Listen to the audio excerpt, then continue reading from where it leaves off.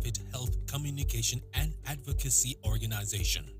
We engage and support the government to raise awareness and increase engagement on a wide range of health issues. Since our inception in 2014, we have provided informed commentary and in-depth analysis of health issues aimed at advocating for better health care for Nigerians.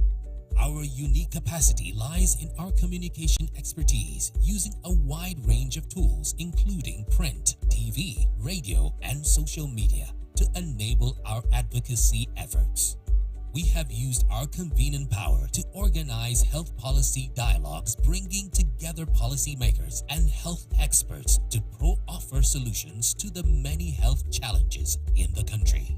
Our evidence-based communications and advocacy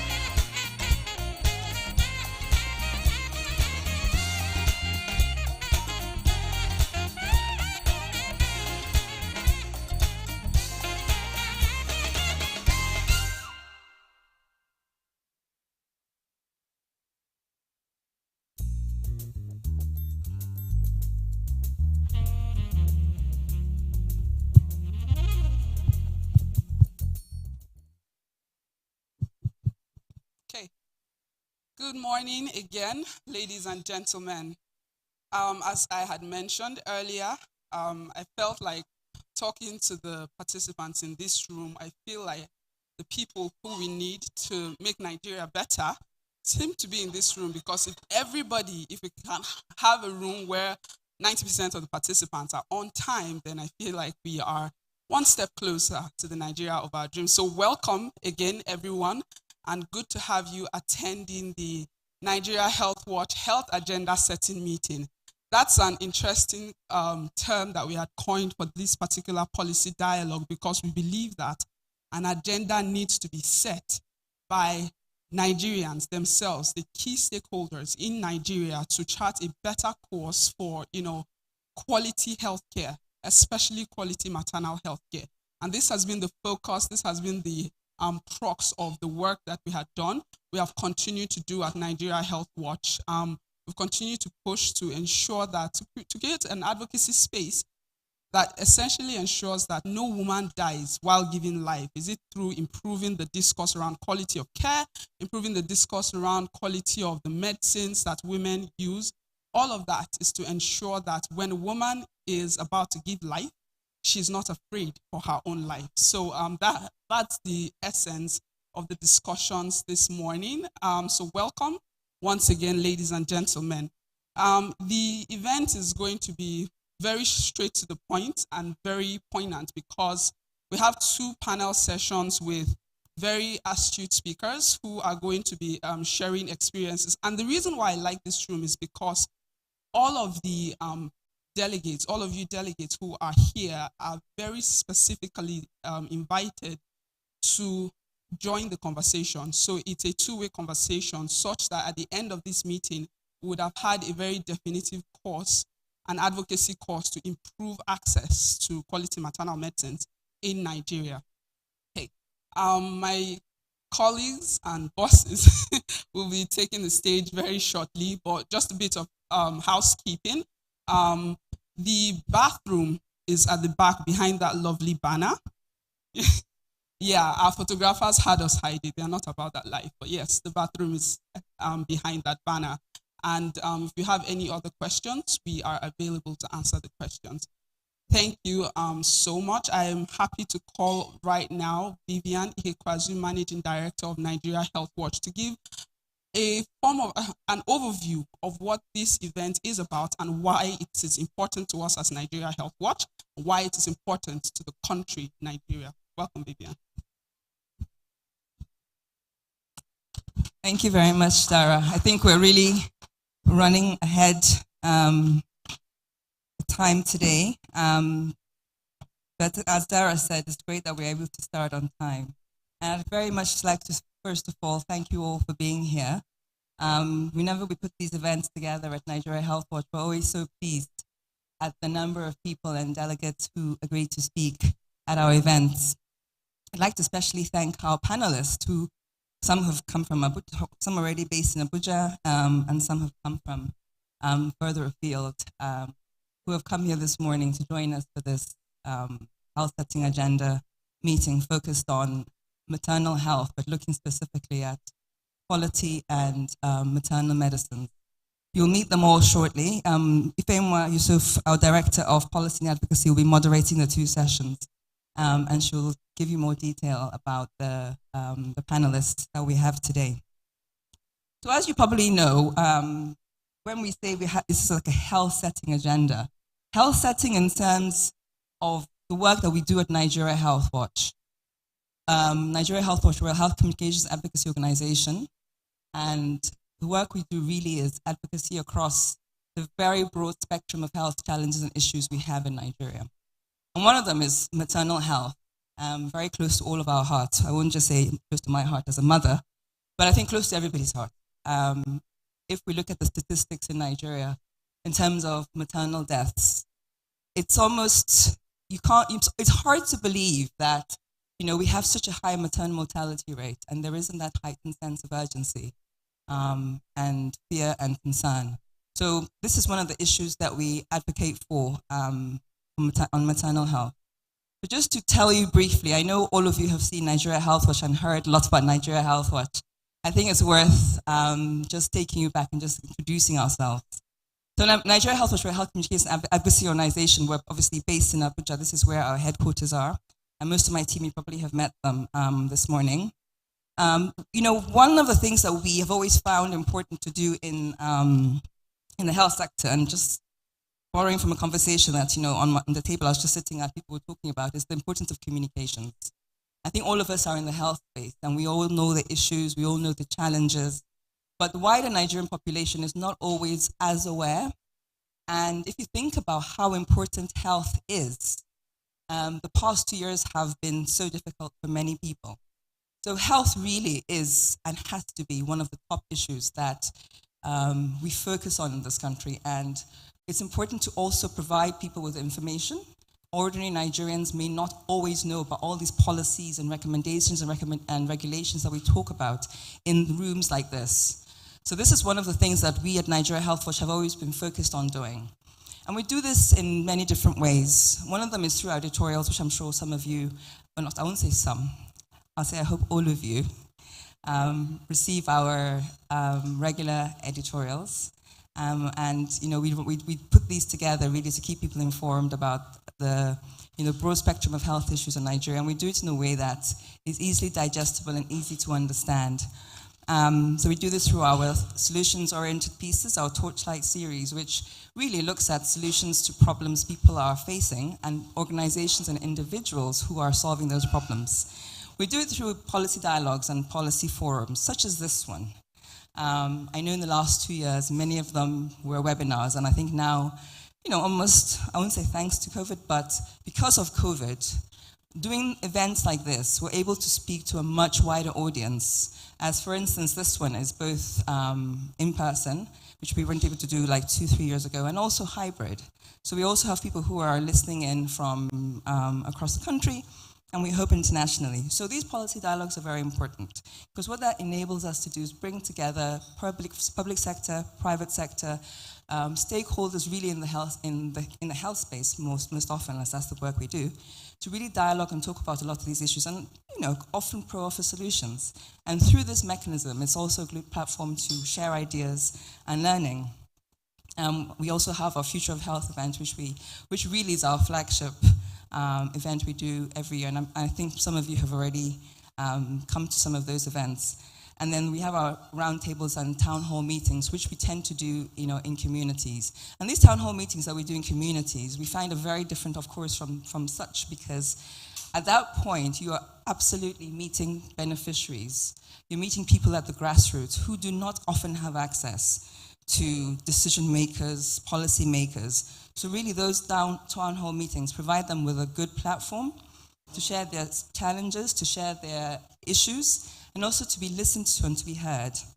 And of course, we leverage on the media. You cannot do anything without the media. The media is the fourth realm of the state, and the media is very powerful and critical in not just the work we do as Nigeria Health Watch or in the health space, but really across every sector and industry in Nigeria.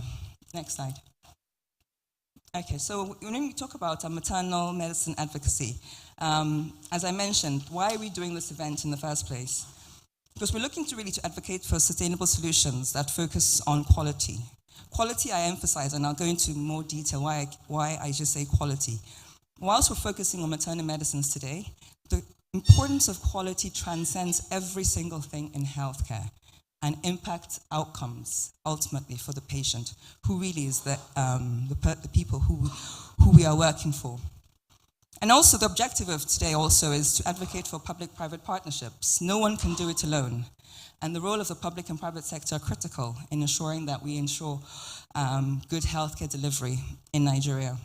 And absolutely, the quality of maternal medicine is critical because it impacts maternal outcomes. One of our panelists will talk to you about some evidence that actually demonstrates the challenges we have and the impact of poor quality medicines. And in the end, absolutely, everybody wants us to get to that journey of universal health coverage where every Nigerian, irrespective of who you are, where you are, you have access to healthcare that is quality. You can afford it. You don't have any financial hardship when you achieve it, when you attain it. So access to quality medicine has got to be essential in us achieving universal health coverage in Nigeria.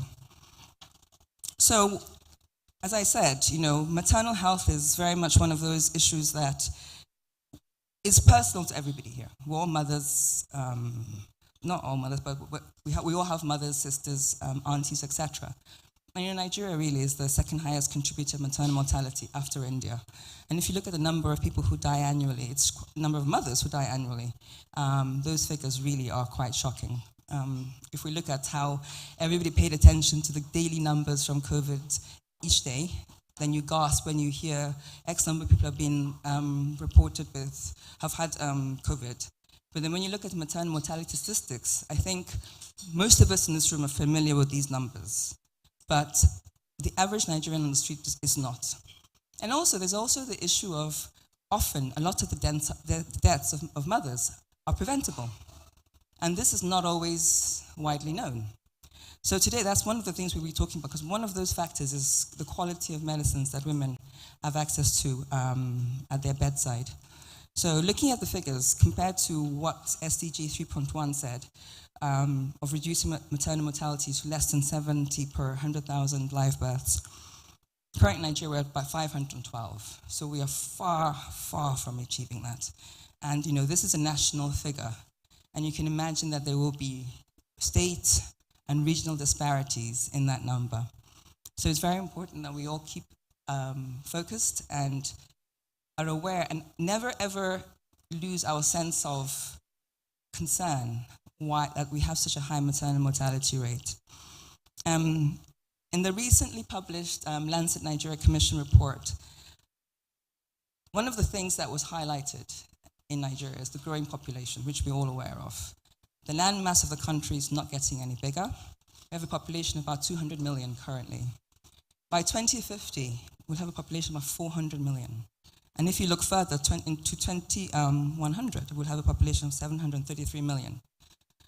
That figure assumes that the fertility rate drops. And I think that's one thing we don't really think about. We assume it's going to just increase exponentially. But that figure is based on if the fertility rate drops to 3.3, estimated by 2050, and 2.2 by 2100. However, if the fertility rate does not drop in the next 20, 30, 40, 50 years, then that figure of 733 million will be way over. And so you can imagine where we'll be. And so when we talk about challenges we face in the country in terms of infrastructure, healthcare, education, etc., we know we have a lot to worry about. Next slide, please. So as I said, in terms of women accessing healthcare, or anybody accessing healthcare, one of the things that's so important is quality. You may go to a hospital and you may get access to healthcare, but the quality of that healthcare has a huge impact on outcomes. So we look at, this, I won't go into each one in detail just for the sake of time, but just to go through some of them, which I will focus on for the purpose of this event. Healthcare has got to be patient-centered, so patients have got to be at the center. Women. When we think about maternal medicines, we've got to think about the woman who ultimately is going to receive that medicine. We're talking about birth rates. We're talking about anything related to anyone having access to quality healthcare, health workers. It has to be patient-centered, and the patient has got to be at the center of whatever we do. It's got to be safe. So we talk about maternal medicines. Medicines must be safe and not cause further harm to those receiving it. It must be effective, of course, and that's an assumption. But you can assume that's critical. And of course, efficient. So all of these things are important when we talk about what's the importance of quality. And going further, looking at quality in the context of UHC and maternal health care. Next slide. So as I said, we can't achieve UHC without access to quality medicines. And quality is critical to outcomes. You may have a woman and children or a family may have access to healthcare, but unless it is quality and it's focused on them, the patient being at the center, their outcomes are severely impacted. So if we look at 1.5 million people are dying from poor quality care, than actual access to care. So while they may access the care, if the care is not quality, then that ultimately impacts their income. And that's ultimately what we want to do, prevent more deaths. And we require medicines to really be there, efficient, effective when it's needed, with the ultimate aim of reducing maternal mortality. So when a woman is giving birth, all the medicines administered to her have got to be of the best quality. Next slide. These are just some figures taken from the Institute of Health Metrics and Evaluation in the US. And they looked at the causes of maternal deaths. So on the left, you can see the big blocks. So when you look at the leading causes of death of women between 15 and 49, HIV currently is the top, and this is a thing from 2019.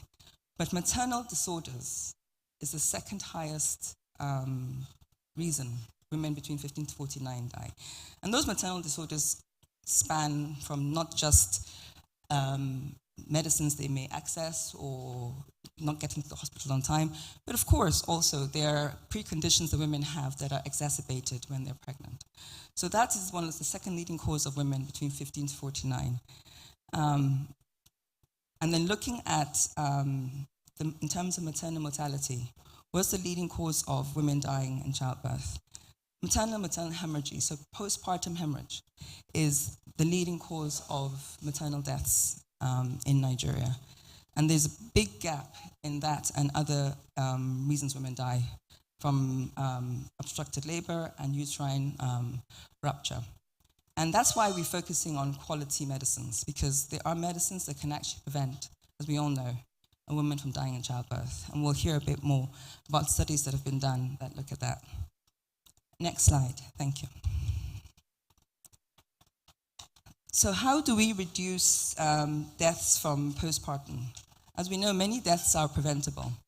And the death of a woman is prevented if she has access to healthcare, but also if she has access to quality medicines. So looking at some of the ways to reduce maternal deaths from PPH, the quality of medicine women receives absolutely is one of the top ways of preventing that. We know that, and there's a lot of evidence of that. But then there are issues that actually impact on that medicine. For instance, cold chain degradation. So the supply chain, not just from the procurement of the medicine, but the whole supply chain till when the medicine reaches the health facility, is very critical in ensuring that the quality of the medicine is maintained. And we have humidity degradation, which impacts the quality of medicine. And then manufacturing oversight, and this is where we talk about regulation and accountability, ensuring that health facilities, state governments actually have policies in place to ensure that they're procuring quality medicines. And then out of date, this speaks to health worker vigilance in terms of ensuring that medicines procured are not out of date, and if they are, finding ways to dispose of that. And then, of course, looking at pharmacovigilance systems that are in place, which ensure that the medicines are quality and, ultimately doesn't lead to a woman dying when she could have been, when the death could have been averted. Next slide.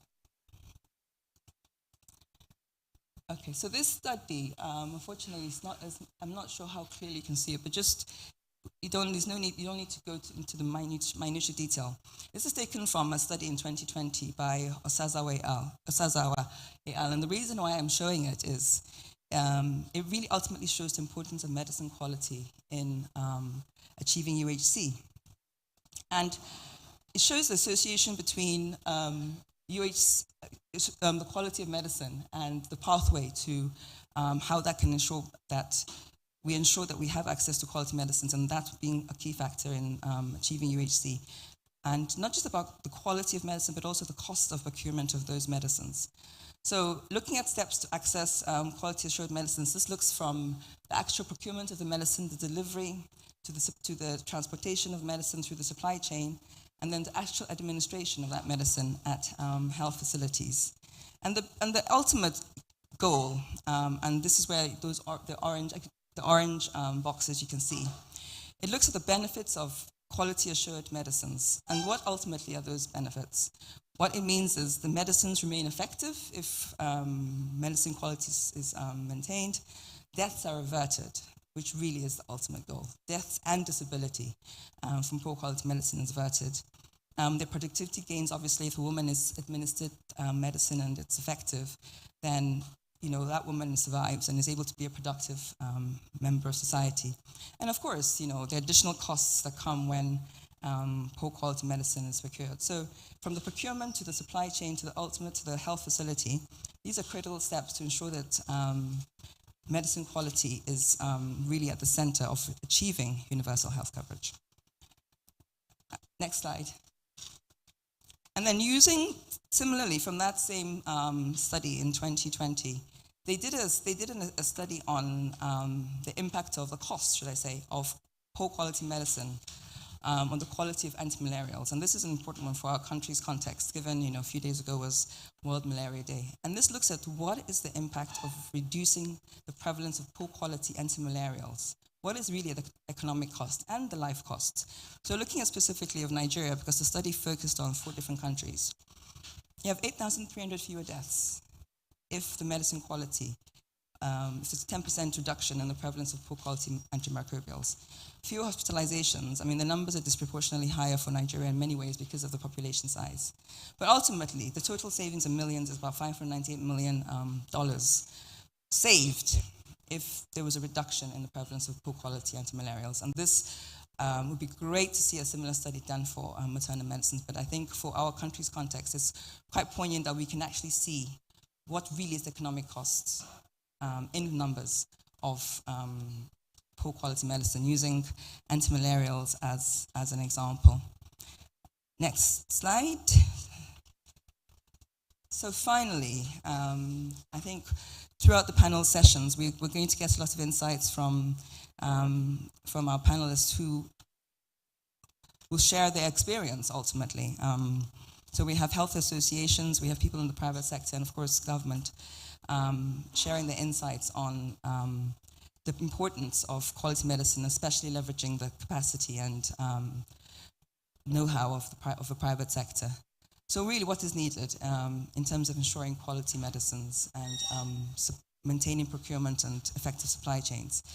There needs to be stronger governance and accountability so that when substandard medicines are discovered, those accountability mechanisms need to be in place to ensure that the correct sanctions are put in place. I think many of you may remember back to the days of, may her soul rest in peace, Dora Akunyele, where you saw pictures of medicines being burned. That is not what we ultimately want to be seeing, medicine being banned, because those medicines should not have reached the markets or wherever they were sold in the first place. So there should be strong governance processes that ensures that never happens. But yes, burning, of course, is one of the quickest ways to get rid of that. And then, of course, the policymakers and stakeholders. Political will is critical. Currently, we're doing some work around the procurement of maternal medicines across 6 different states in Nigeria. And the first point of call for us has been, speaking to commissions of health to understand their procurement processes for medicines. And what we find is a lot of the time at the state level, there are processes and there are regulations, but, different challenges come into place and those are not always adequately adhered to. So policymaking and stakeholder awareness is critical in combating the use and sale of substandard medicines in the state. And of course, the importance of financing. It's all well and good to say that we want to procure quality medicines, but if a health facility has not got the funds or it has limited funds to buy the medicines they need, not just for maternal health, but across the whole gamut of health issues people face, then it's very difficult to say you need to focus on quality because ultimately, often, and we found some of this in some of the states we worked in, they will go for what they can afford. Or a patient is told to go and buy medicines because they don't have access to it. So that patient is faced with the choice of buying a medicine that costs, let's say, 500 naira, and then there's the actual genuine and better quality which costs 1,000 naira. And they make that economic trade-off, which ultimately has led to negative outcomes. So, when we talk about what's the benefits of quality medicines, one of them absolutely is deaths averted and disability, because even if they may not die from that substandard medicine, there may be disabilities that now need further health that require further health costs. And capacity building, it's critical that, yes, I mean, I know I have many health workers here, so you are more in a line of fire, should I say, in terms of supporting pharmacovigilance, as of course it impacts the quality of care that is delivered to the patient. And of course, we need reporting systems for falsified medicines, and this requires collaboration across stakeholders between public, private, etc. Public awareness, for me, this is always a very important one. I think in Nigeria, health literacy is not as high as should be, and because of that, the public is not always aware of what to do if they want to buy medicines, or how to check for quality, asking the right questions, checking expiry dates, all of the other things. So advocacy efforts need to raise public awareness, and this also can be supported by healthcare professionals, CSOs like ourselves, research institutions, and consumer groups.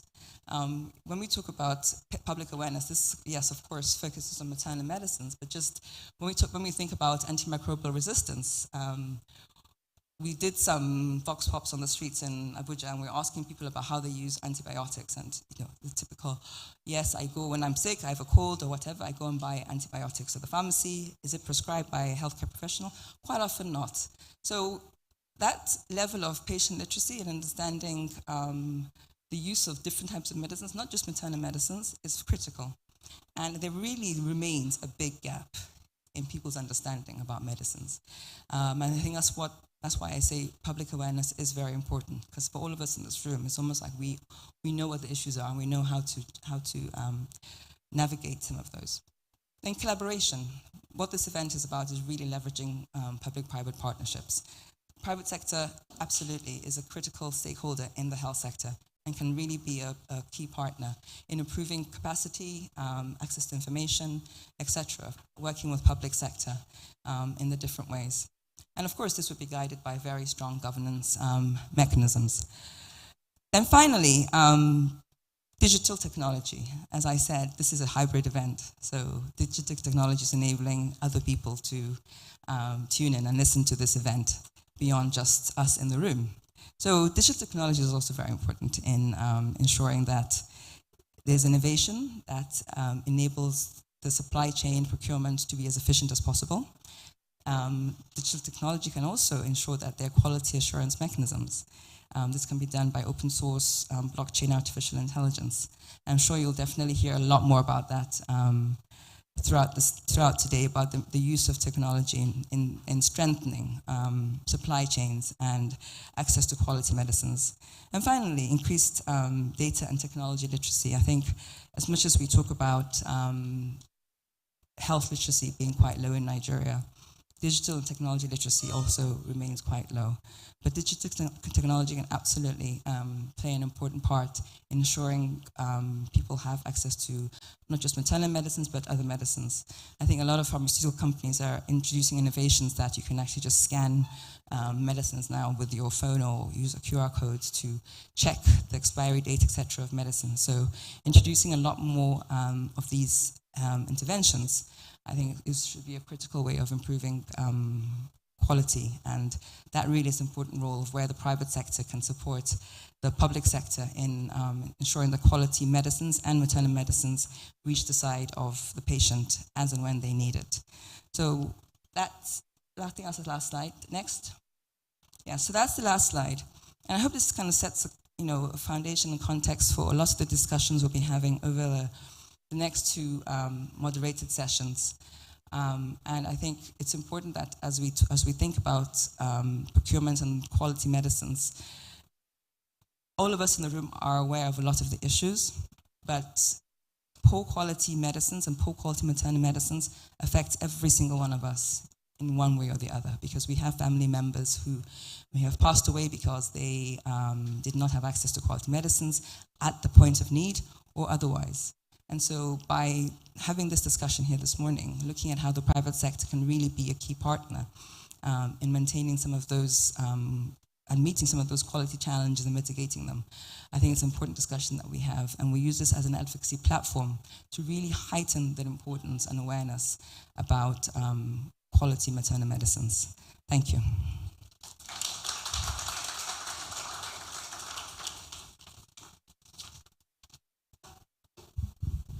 Thank you so much, Vivian. Thank you for providing really in-depth context as to why this event is really critical to the Nigerian space. As we had mentioned earlier, it's not just for one organization.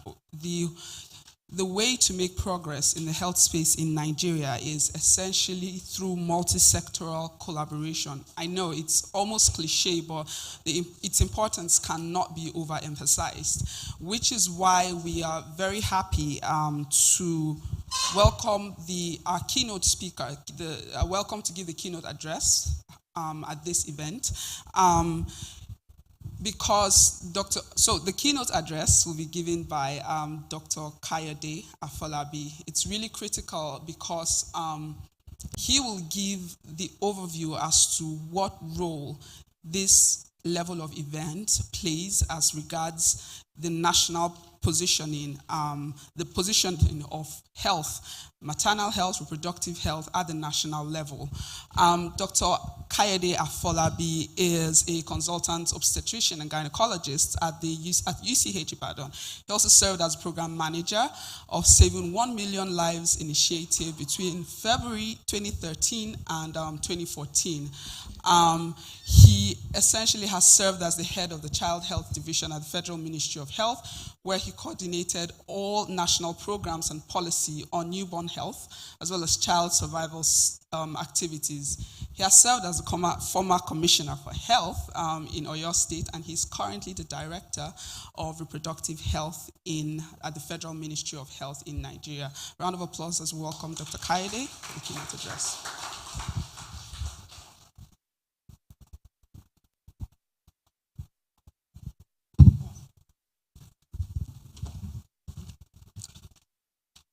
Thank you very much. I'd like to recognize everyone here today.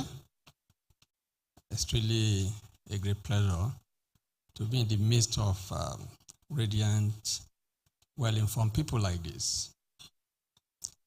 I want to first particularly recognize the woman that brought all of us here to brainstorm with a view to moving the country forward as far as maternal health is concerned, and that is the MD of Earthwatch.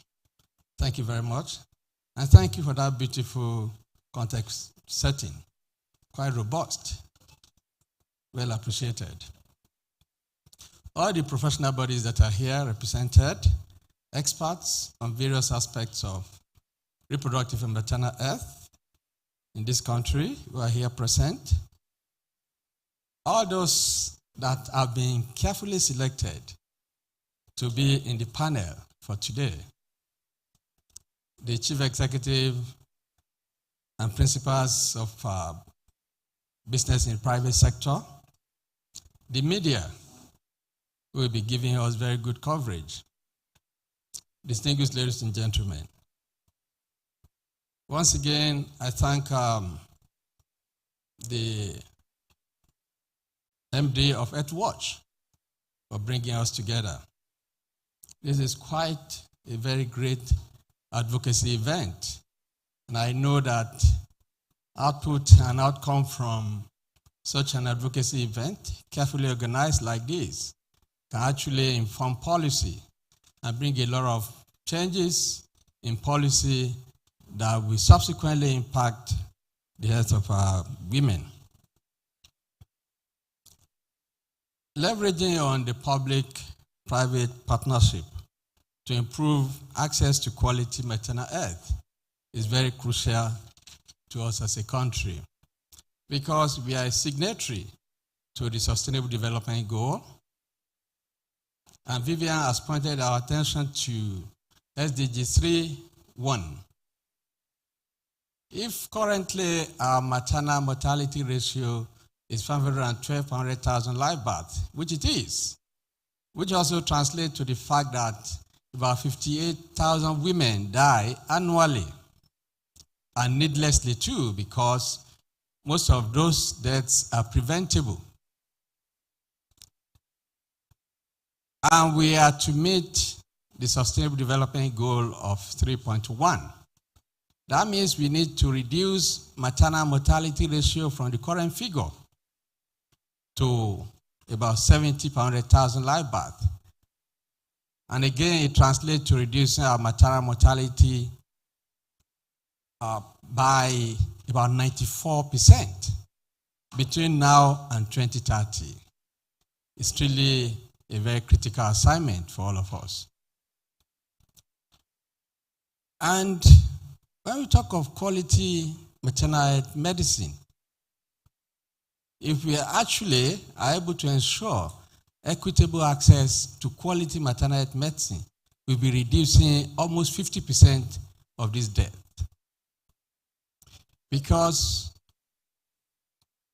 postpartum hemorrhage is responsible for the highest number of preventable maternal deaths, followed by eclampsia, severe preeclampsia, eclampsia. The two of them constitute over 40% of these preventable maternal deaths. So ensuring that we have access to quality maternal health when there is need for their use is critical to us achieving our SDG goal 3.1, as well as universal health coverage. We are also a signatory to universal health coverage. And I also like to talk about what the data say when we are talking of public-private partnership as it relates to reproductive and maternal health. We have it on record that between 60 and 70% of our reproductive and maternal health services are accessed through the private sector in this country. How can we leave over 60% behind and focus only on 40%, and we think we can make substantial progress?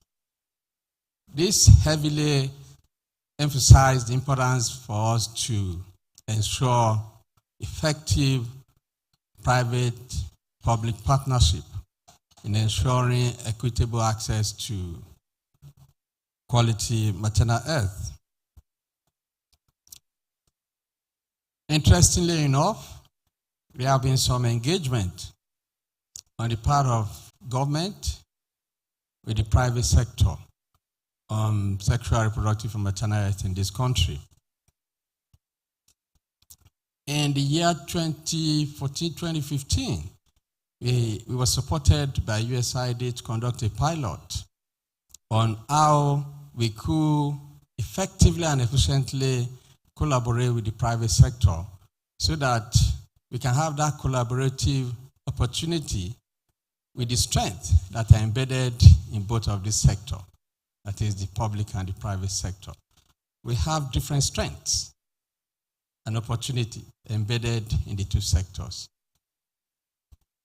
This pilot, the result of which was available by 2015, gave us a lot of learning, and we had greatly applied this to availability of family planning commodity and a few maternal health commodity, including misoprostol. Our experience is that we could have very wide coverage, wider coverage than just focusing on the public sector. And apart from this,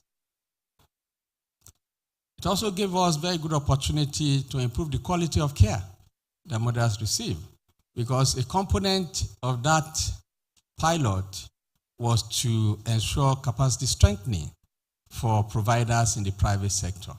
When we talk of skilled birth attendants, which is quite very essential for us in reduction of maternal and newborn mortality, we are referring to a skilled service provider who is practicing in an environment that is enabled. Any facility that does not have quality maternal health is not enabled for provision of comprehensive emergency obstetrical and newborn care. So we cannot say there is availability of skilled birth attendants if there is no access by that expert in his or her facility to quality maternal health medicine. Another example I like to give as part of this keynote address in the current engagement of government with the private sector is our experience with the corporate social responsibility from MTN. A few of us will be aware of Yellow Heart. We need to do a lot more of this. This kind of collaboration could strengthen the health system, improve maternal health, and also ensure improve access to quality maternal health product. There are quite a number of challenges that this kind of partnership may face, and some of them on the surface may appear very mild, but they are really very daunting on the system and on the collaboration that the public-private partnership could bring to us. For instance, the way of conducting business with government is totally different from a private business owner who wants to optimize profits. While government is mainly or essentially for social services, an investor wants to optimize profit and rely on good return on investment.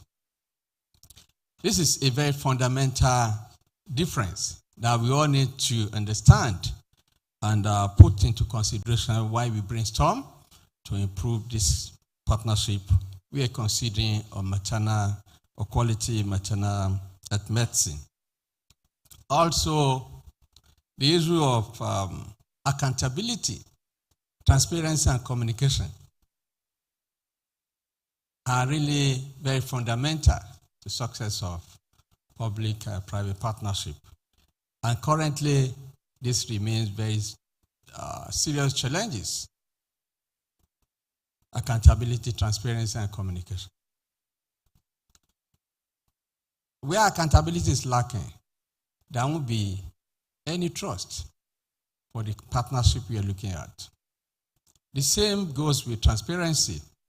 And when we are talking of communication, despite the Freedom of Information Act of 2015, accessing vital information and partnering with government still remains like a mirage, especially if you do not have the patience it takes to partner with government. Why the chain of command is such a very long one in public service, chain of command in private business is as short as the CEO decides. It is not so in government. Apart from this chain of command, there are a lot of other bureaucracy that could actually bring serious challenges. I think we need a lot of awareness. Thank you, Vivian, for really emphasizing that.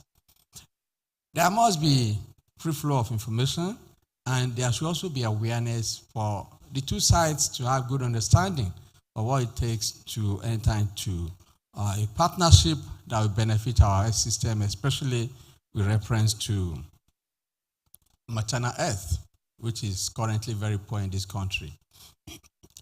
The other very critical challenge is poor data availability. Anything that we must do that will be successful must be based on evidence. And we generate this evidence from the data at our disposal. Data is very poor currently when we look at its availability. And this also speaks to the challenges we may be facing in partnering with the private sector on maternal health.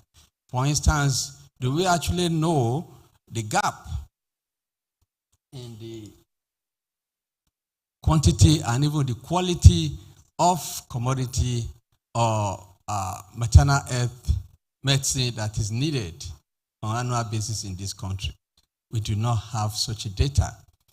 Even when we quantify for contraceptive commodity, which is about the strongest of quantification system that we have in this country, we still engage in a lot of assumption and population data. Consumption data are hardly available. And these have the potential to give the best result when we want to quantify. If we look at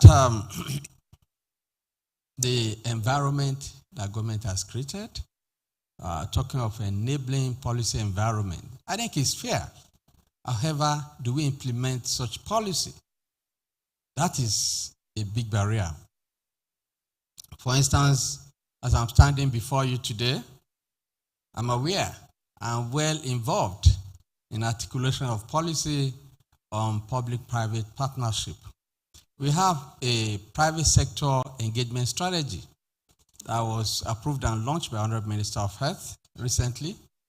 And this was articulated from the experience we have had over the years, and also the need we have recognized in ensuring that the private sector are well embedded into partnership with government on our health system, especially sexual, reproductive, and maternal health.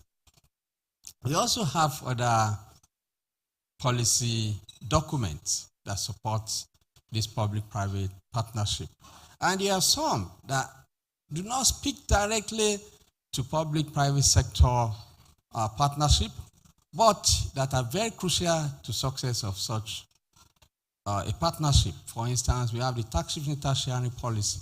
If we have quality commodity for maternal health, and women have presented themselves at the facility to access care, but the provider that are present do not have the capacity or the knowledge and skill to appropriately administer the product, it's like we have not done anything. So, tax shifting tax sharing policies supports training, capacity strengthening for appropriate cadre of healthcare provider. And this should always go hand in hand when we are talking of access, equitable access to quality maternal health medicine.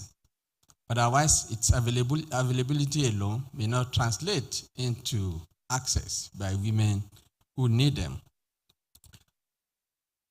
Having said a few things on the policy enabling environment, I know I'm speaking to a well-informed body of experts, but I want to challenge every one of us. And again, I'm happy that some of the recommendations I consider very essential for us to make success have been mentioned by Vivian. The first thing we need to realize is that expanding access to quality maternal health medicine is crucial to us improving our maternal health and reducing maternal mortality in this country.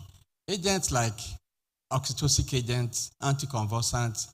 For oxytocin agents, we are talking of oxytocin. I've been a practicing obstetrician and gynecologist for a number of years, and I know the frustration that obstetricians and gynecologists and other medical officers do face with substandard oxytocin. It could be very frustrating. We do not have any option other than to ensure that we have quality oxytocin agent available in all our service delivery points. Misoprostol is also in wide use. Fortunately, it's not as it lay by as oxytocin. But we have also recorded availability of some substandard misoprostol in different facilities. Recently, stable carbitocin was just launched with the support of MSD Smiles for Mother. And if I'm correct, then that was the first time it will be made available in sub-Saharan Africa. How do we ensure that we have access to stable carbitocin where they are needed? Those are some of the areas we must look at. The second commonest cause of maternal mortality in Nigeria is severe preeclampsia, and access to magnesium sulfate, which is the gold standard in its management, is also limited. Then the quality of available magnesium sulfate is another issue. My second recommendation is on ensuring that we have data. We should think around issue of data. data for us to be able to quantify what the unmet need is and how do we address the gap. What quantity do we need annually in this country? We know the backward, about 7 million, but what quantity do we need? We know the percentage of these women that we have complications, that we need this commodity. But what do we have? What is the gap? Thirdly, I will propose that we also consider physical space analysis as part of our landscaping for public-private partnership in ensuring access to quality maternal health. Physical space analysis, we ensure that we know what is the current funding position for maternal health commodities and what is the gap. And very importantly, we also enable us to have evidence-based recommendation for government on how to address the gap and ensure adequate funding for quality maternal health product. This will also be quite very useful to the private sector, including the manufacturer. National regulatory capacity has been mentioned by Vivian. This is crucial. We all know that if we have a strong regulatory capacity body, it will help us to minimize importation or production of substandard product, including maternal health. And finally, we need to ensure that knowledge and skill of our service provider moves with the pace of current situation and emerging issues in the country and on reproductive and maternal health commodity. I mentioned earlier the importance of tax-shifting tertiary policy. We should always consider this and ensure that we support the knowledge and skill of healthcare provider. This should also be extended to supply chain managers so that we can have access to quality maternal health and also have service providers who are competent to provide quality care using this agent. Once again, I want to congratulate the Earth Watch for organizing this. And I say, as an individual, that I have great confidence in what will come out of this gathering, and there will be a very strong advocacy recommendation to the government to embrace or further embrace public-private partnership in ensuring access to quality maternal health medicine in Nigeria. Thank you very much.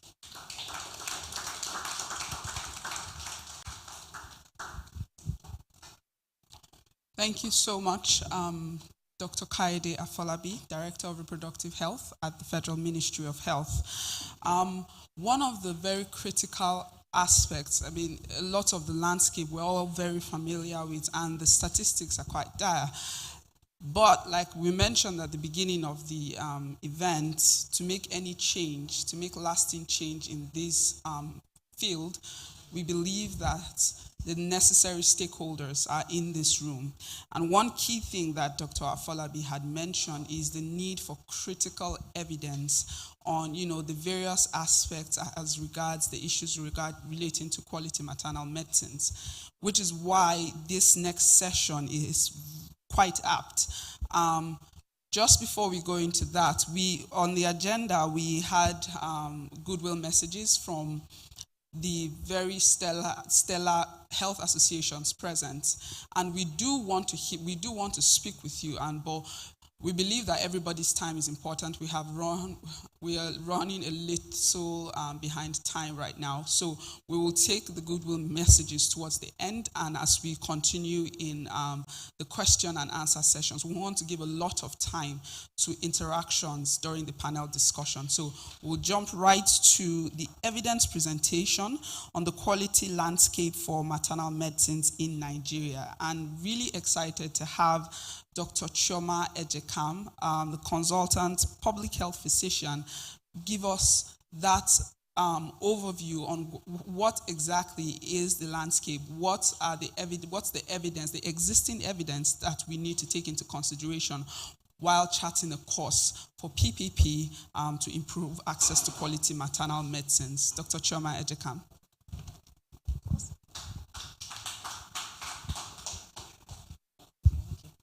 So who is going to be taking? Somebody will have to run through the.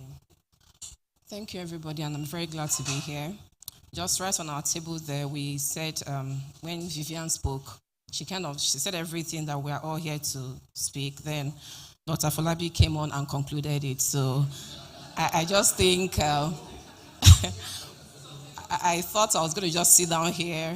It was supposed to be an intro, but it's very important, especially if we are here to do the health setting agenda. Sorry, while I'm speaking, I will need the presentation to be, okay, great, to be put up. Oh, okay, fantastic. So just allow me to have to tell the story on what we have done. They've all nicely mentioned and called our attention to that scarcity of evidence. So the little we've done in Nigeria is actually what I will cone down here. So in case you see some of the things they've all said here, you just pardon me, right? Thank you. So we already know that Nigeria is one of the highest with the maternal mortality ratio globally, contributing 19%. And women die from complications during pregnancy or following pregnancy or childbirth. And most of these complications, there are about 5 of them, and Dr. Folabi has said them: obstetric hemorrhage, especially postpartum hemorrhage, infections, high blood pressure during pregnancy, that's eclampsia and preeclampsia, and obstructed labor and unsafe abortions. These top 5 actually contribute to the 75% complications from maternal, causing maternal death. So, and we agree that, particular pregnancy is a physiologic state, it's not illness, right? So, and the process of a woman being pregnant, deciding to be pregnant, by the way, then pregnant, and the cost of looking forward to bring joy and a new addition to the family, and it turns out the other way. It's not a pleasant thing. Even when we call these numbers 512 in 100,000, they turn to numbers, but you agree with me that it's 100% for the family and the loved ones of whoever is involved. So we can't undermine or underrate the impact. And we've all heard, and it's been said here already, that why this focus or the energy and why it's a public health concern and informing the drive to have to do something about it is because most of these deaths are preventable and treatable, okay? And there are healthcare solutions, uterotonics that can actually tested and trusted that will take care of, prevent these things. And so substandard falsified medical products, I will be using poor quality medicines, have long been acknowledged as a threat to individuals and public health programs. And just for us to understand, when you say substandard, it's an approved authorized medicine, okay? But it fails quality standards. That's just the basic summary. But falsified is when there is an intention to misrepresent that medical product, okay? Identity, quality, or whatever. So that's falsified. So, and in 2017, WHO had estimated that 1 in 10 medical products in low and middle income countries are substandard, okay? And of course, this has been confirmed by other researchers. But although these medicines have been long known, in recent times, the complexity of global pharmaceutical economy and internet sales, for those researchers and interests, we need to actually look into data around internet sales of medicines, okay? So has made it a very serious problem. And most times, substandard medicines are from errors, corruption, from what I've explained to you.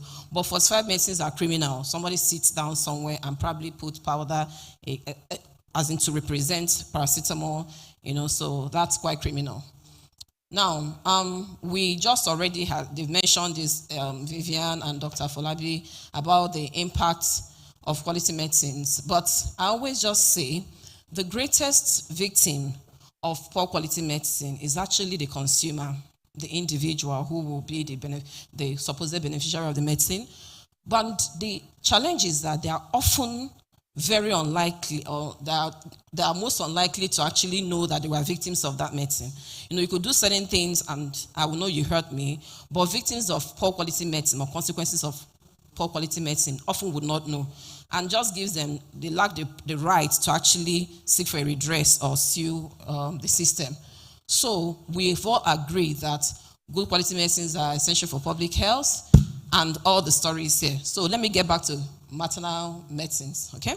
Now, as has been mentioned, why they focus on maternal medicines? We mentioned the top 5, and the most common is postpartum hemorrhage. And the tonics that can prevent or treat this, they've been most studied, amongst all the maternal medicines. So, we've mentioned also, or there's evidence of high prevalence of poor oxytocin, particularly because it is the safest, surest, and cheapest medicine that can actually prevent postpartum hemorrhage. So a lot of emphasis, a lot of studies have gone around that area on this particular medical product, and it's largely around insufficient or non-active ingredients. There was a systematic review by Toloni in 2016 that assayed this, about 559 samples of oxytocin, and this was the finding, about 58% failed quality.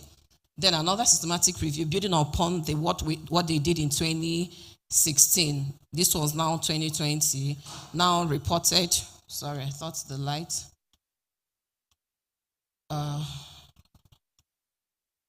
Okay. So reported about 48.9% failure of uterotonic sample quality, and the rates were about 40% shared around oxytocin and misoprostol, while 75% was on egometrine. Now, so that study concluded that maternal poor quality medicine could be one more point in the circle of events or chains or contributors to possible maternal mortality rates or poor maternal health indices in Nigeria, but we don't have enough data to say this, but we are beginning to see this as a potential contributor to poor maternal outcomes. So in 2014, a study reported only 30% of samples assayed complied with the API specification. And in 2016, USAID-funded PQM program, this study was implemented by USP and NAFDAC, led by Professor Chimezi Anyakoro that is here, sampled some maternal medicines in Nigeria and reported 74% failure of laboratory assay of oxytocin.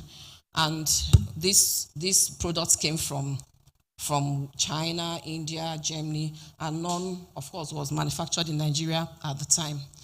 Now, that study, by the time they went through, it was quite extensive, but by the time they went through potential causes of this failure or contributors of this failure, they found that the storage, on-site storage conditions were varied between 8 to 33 degrees centigrade. And remembering that oxytocin is being mentioned here is heat label and requires to be stored in a cold chain of 2 to 8 plus 2 to 8 to maintain its quality. So this was something that was found across the storage condition across facilities, and is a potential reason why that failure rate. So what happened after this? Because that's what I'm going to say. It's not just that this happened. Most times it's a policy research translating to policy. NAFDAC did 2 major things following this publication of this finding. First was that there were so many oxytocin brands in the market at the time, but they had to reduce to about less than 10% currently. So what they did were all those authorized to import oxytocin and all that were, they had to look at their ability to keep or maintain a cold chain. And that was they applied certain actions around it to ensure that if you can't meet that minimum requirement, they needed to stop importation. And secondly, they now supported with USP, supported the manufacture of oxytocin. Currently, the organization, one company in Nigeria manufactures oxytocin, and I guess that's the only one in West Africa. Prof. Chimez, I think I'm correct, right? In West Africa. So these were two major things that came out of this, finding. Then, following that objective assessment, we profiled, something came out, they profiled 11 brands. Okay, so that's what I came in. And I just saw that report, and I went to my colleagues. I left my consulting room. I went to my colleagues in OBGYN department and just asked them, so what do you do about oxytocin, as you have a problem with it? They say, why? They mentioned a particular brand of oxytocin that everybody uses. So I'm wondering, are there other brands? They mentioned there are so many of them, but they don't use that. It's only this particular brand, okay? And I wonder, why is nobody talking about this, okay? They were actually concerned, but there was no documentation. So I just called my colleagues, got a full team of very diverse, specialties, OBGYNs and co. We sat down and developed a tool and validated the tool. I just wanted to assess, because I looked at in the supply chain, especially for maternal medicine, the person that's most likely, outside the manufacturer and degradation along the chain, who is most likely to unveil quality care would be the user, the healthcare provider, okay? So, and what are they doing in contributing towards quality concern? So this was just a very raw, clear thought, and we went into action. So the first Lagos pilot study, because you'll be hearing me say Lagos pilot study, was done in 2017. So it just assessed the clinical experiences of oxytocin from healthcare providers. We used doctors and nurses at the time. Okay, so the story, we assessed their knowledge around oxytocin, how they use it, their experiences with the use, their perceived effectiveness, perceived because there's no laboratory assay following, but we had those brands profiled. What is your experience about this brand? Have you used it before? What do you think about this brand? Was the assessment, okay? So then we went further to find out, because if somebody was raising concern about a particular experience with a brand and which is not good, the only legal way or evidence to bring it to fore would be to document a pharmacovigilance form, because part of the trust is to unveil lack of efficacy or ineffectiveness. So I'm very much involved in pharmacovigilance in Nigeria. We haven't seen that kind of report. So having that kind of wealth of failure, we expected more. So what did we find? So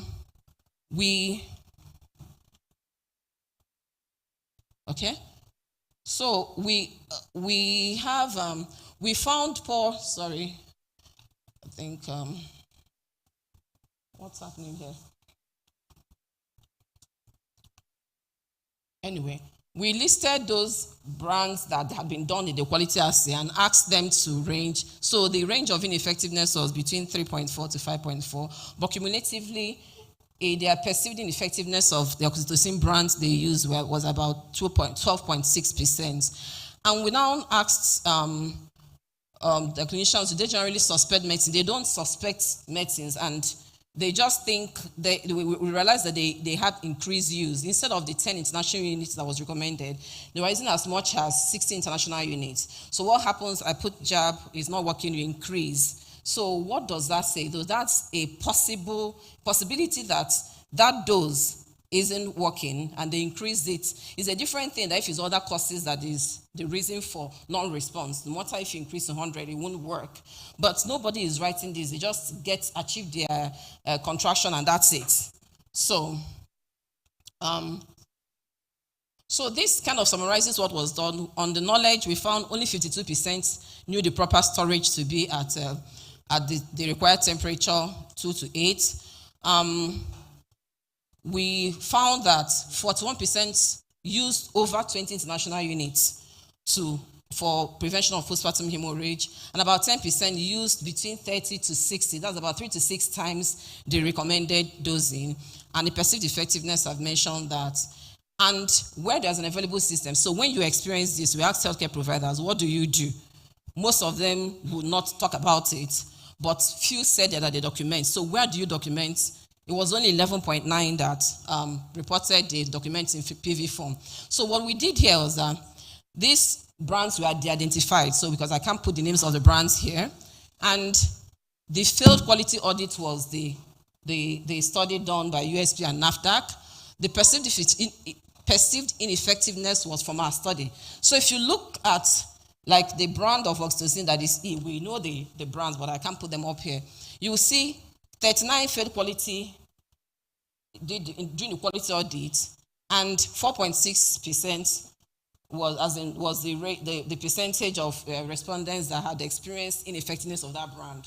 I don't know if you understand what I'm trying to say here. Good. So you can see a very close relationship too. Independently, these studies were done independently, and they correlated with the findings of ineffectiveness to the quality audit that was done.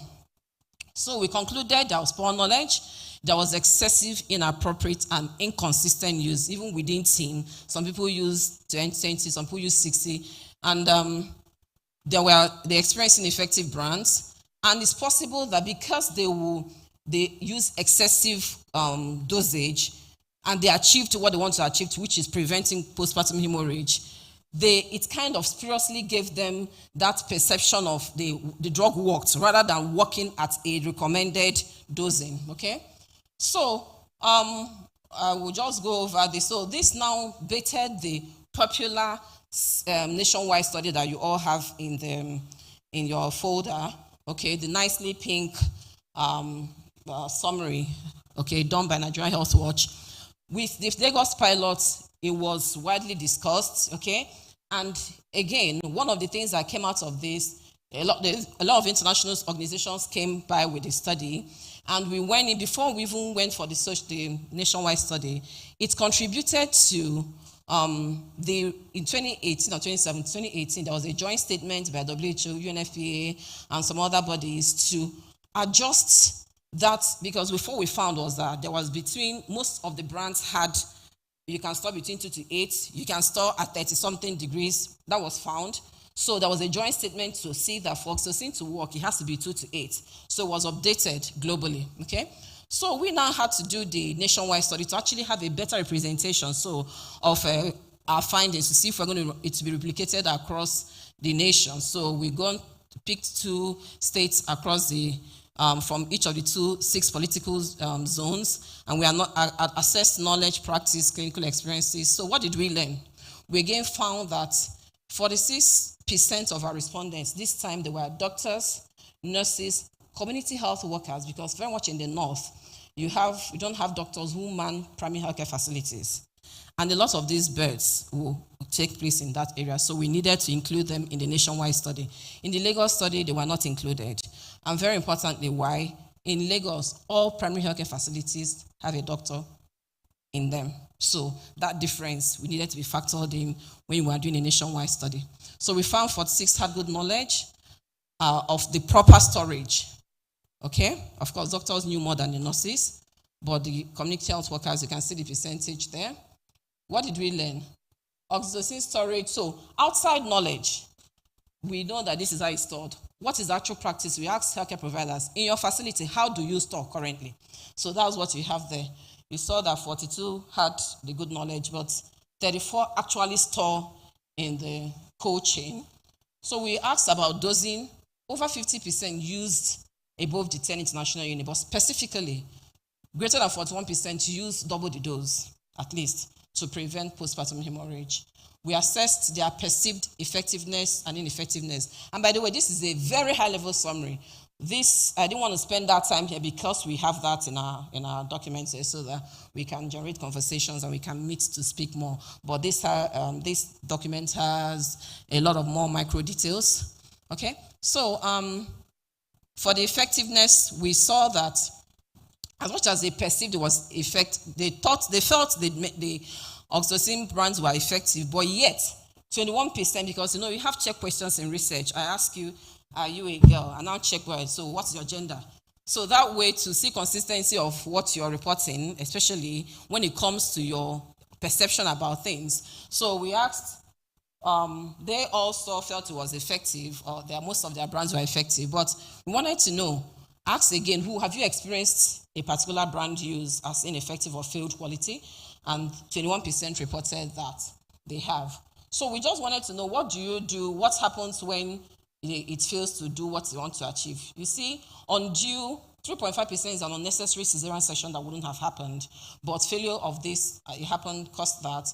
And of course, see 2.2% maternal death in this cohort studied. So expand it to what happens nationwide. Okay, don't worry, I'm almost done.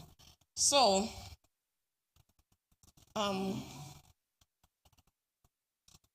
okay, so what actions we are taking when you do observe perceived ineffectiveness? 4.3%, not 43, 4.3 document it in writing, and 4.9 do nothing. So of those who document in writing, where do you document? Only 4.9% reported it in pharmacovigilance form, because that's the only way it will generate signal that will trigger, some action around that signal. So, and again, we assessed experience with oxytocin brands ineffectiveness, and we got a range of 1.3 to 6.9 of the different brands. So what was the conclusion of the nationwide study? We just realized that understanding and addressing the problem of poor quality medical requires more interdisciplinary approach than has been evident. Oh, no, I don't think. Okay. And medicine supply systems are often complex and opaque. And because of the number of stakeholders, overlapping roles, limited coordination, involving both public and private sector, because with knowledge in Lagos study was better at the public facilities. But nationwide, it was a little better in the private, and for obvious reasons, people in private facilities, you have doctors who even administer oxytocin, but that doesn't happen in public facilities.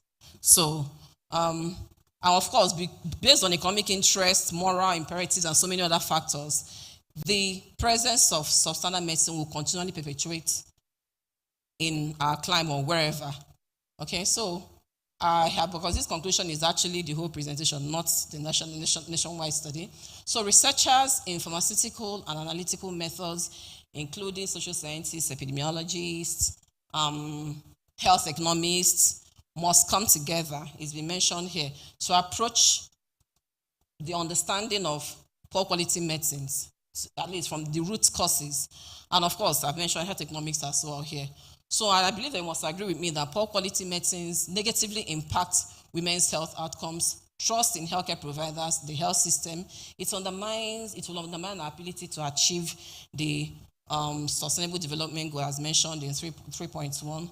So while the effort is considered, everybody is involved, you would agree with me also that the bulk of that effort rely on our regulatory system.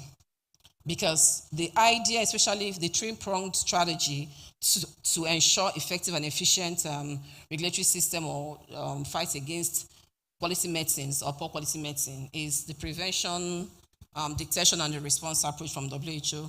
So the whole idea is for you to prevent it from even getting to the circulation rather than chasing it when it gets in there. Because just the way you plan your strategy, the bad guys are there sitting down on her. I'm sure some of them have logged into, because this is widely circulated, to hear what we're going to talk about, because they remain in business. So the thing is, access, the moment there is reduced access involving other factors, affordability, quality, and all that, and that will make consumers know where to get this at a desired price and consistency without a stock out. If this doesn't happen, they must find alternative ways of having to access this medicine, and there you can't guarantee the quality.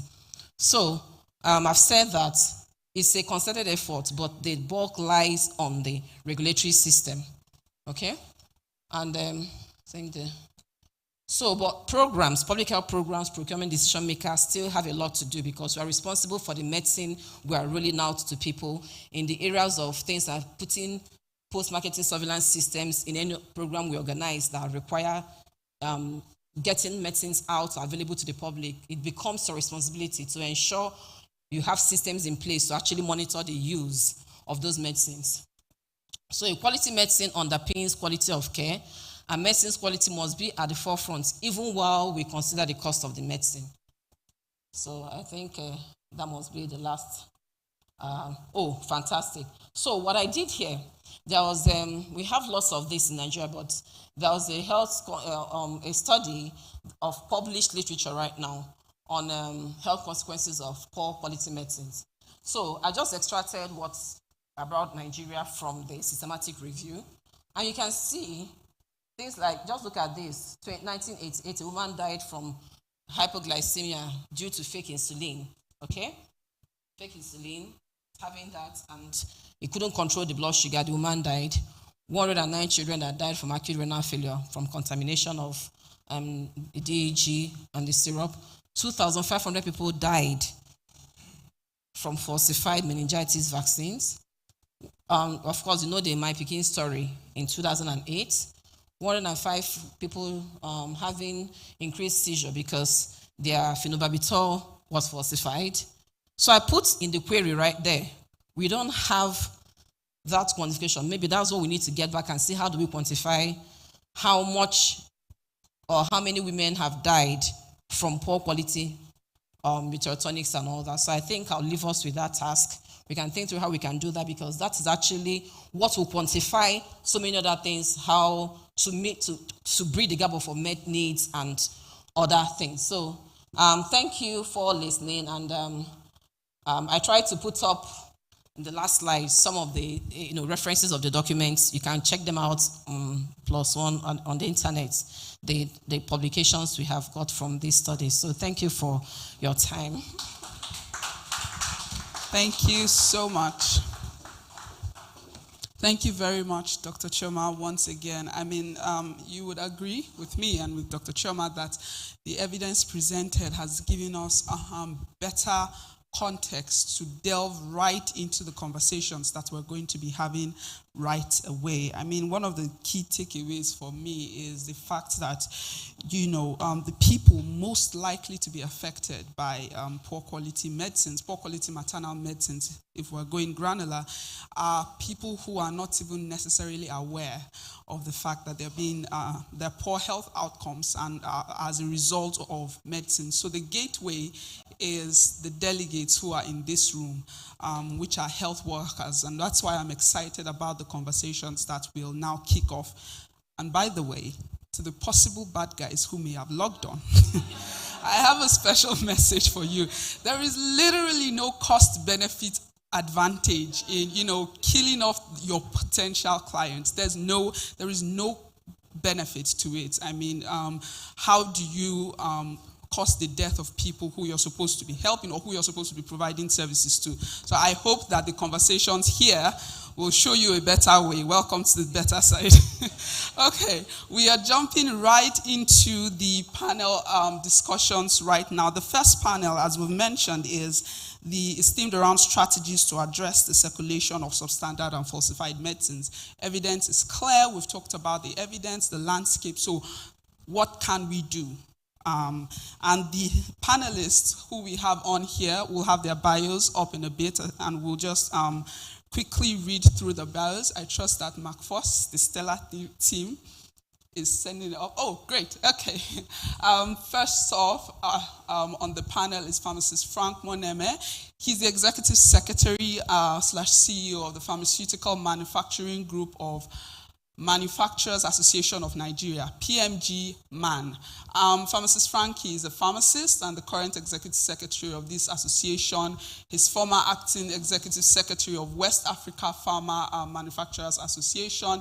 He was a speaker at the 5th edition of the Nigerian Pharma Manufacturers, where he spoke about the challenges of access to medicines in Nigeria as it concerns attaining the SDGs, which we have spoken about. Thank you so much, Pharmacist Frank, for joining. Please join us on stage. Round of applause for Pharmacist Frank.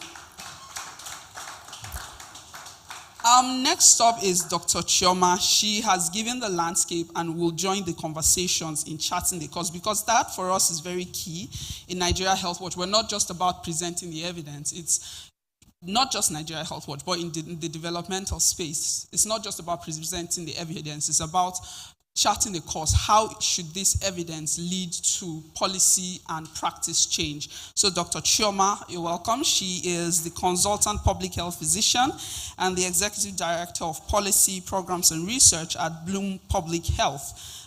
She's an IPC consultant and an expert in pharmacovigilance and pharmacoepidemiology with specialization in medicines, risk identification, and quantification. She's a fellow of the National Postgraduate Medical College of Nigeria. And essentially, she has been part of various studies, as she mentioned, done by the US Pharmacopoeia to promote the quality of medicines from 2016 to 2019, which essentially ensured that access to quality maternal health commodities was very available.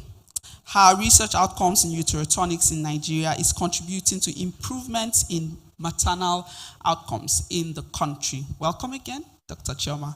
All right, next up is Dr. K.A. Adeshola.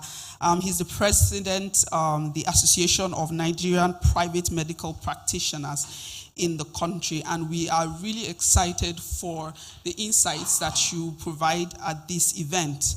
Dr. K.A. Adeshola has Dr. K.A. Adeshola is a specialty GP and family medicine practitioner with an MBBS at the prestigious University of Ibadan.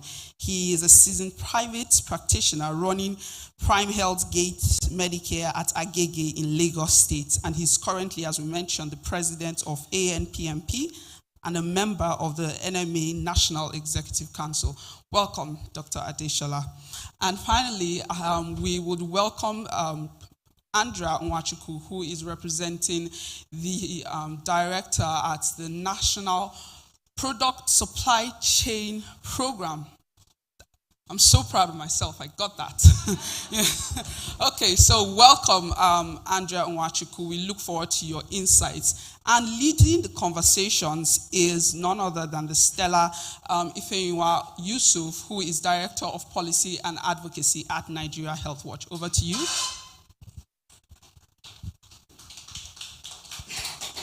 Thank you very much, Tara. Standing on all existing protocols. Good afternoon, everyone. It's great to have you all here today. And it's nice to actually see the faces that we've been communicating with for the past couple of weeks. So I'll dive right into why we have our guests today. So looking at the background of everyone present, seated here today, you're all key stakeholders in the push for PPP in terms of ensuring access for quality maternal medicine. So I'll start with you, Pharmacist Frank, if you don't mind, on how within your space as an advocate for medicine security, do you ensure that with the process of pharmaceutical productions, manufacturers actually take into consideration the provision of quality medicines, the supply and its distribution? Thank you. Good afternoon, all. Good afternoon. On behalf of the chairman of the Pharmaceutical Manufacturers Group of Manufacturers Association of Nigeria, I want to congratulate Health Watch for what they are doing. They've been very consistent. They've been doing a great job to enlighten Nigerians and shape the policy of the government. Over to you, moderator. You asked what the manufacturers are doing. As a matter of fact, if you look at Dr.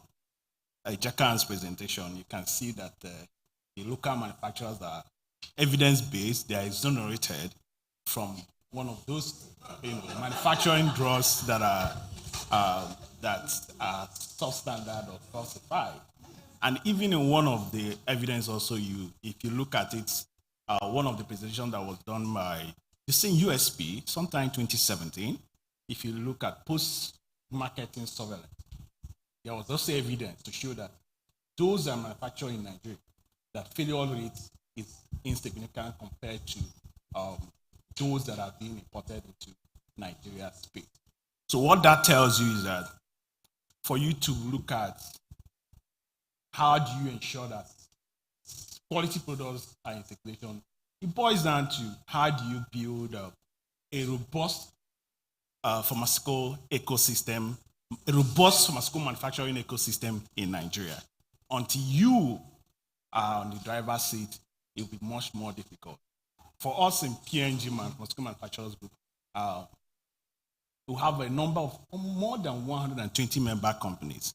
Most times, you're in a policy, you're a forum, the conversation is that, what they do is package. And I don't agree with you. We'll manufacture from start to finish. And most times, the biggest challenge is that the policymakers, they are not in the room, they are not there to see how this functions. And I strongly believe that if you have a robust pharmaceutical manufacturing sector, you will reduce substandard to very minimum. They will not be significant.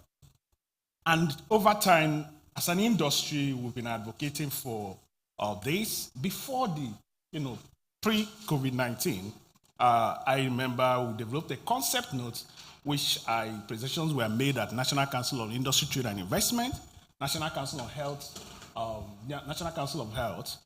2019, 2019, all happened 2019. As if we are predicting the doomsday. And we said that the concept of medicine security argues that except the country or the people are on the driver's seat on how the medicines they consume are produced, from the API to finish. And beyond that, except the people or the country are on the driver's seat, even at the end-to-end distribution to the last mile. Access to safe, access to quality, access to affordable medicines. Even health inequality, you can't balance it. You will continue to be a mirage, no matter how we speak, no matter how you gather talk show, and until you are on the driver's seat, substandard and falsified medicine will continue to be in circulation. And what that means is that until we exert sufficient inputs, until we manufacture the medicines our people use, until we get involved to the end, the last mile distribution, we'll continue to hear the story of falsified medicines. And for you to do this, there are about 3 components that you need to focus on. It has to do with policy. You need to have a very efficient policy. You also need to look at the strong regulatory framework. Do you have a strong regulatory agency? And you also look at what I call innovative partnership.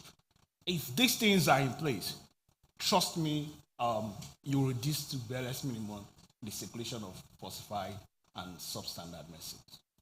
Thank you very much, Pharmacist Frank. So I would like to ask a follow-on question to what you have said. So in terms of talking about solutions now, to get the community members to be a part of the process in terms of production of pharmaceutical commodities across the supply chain.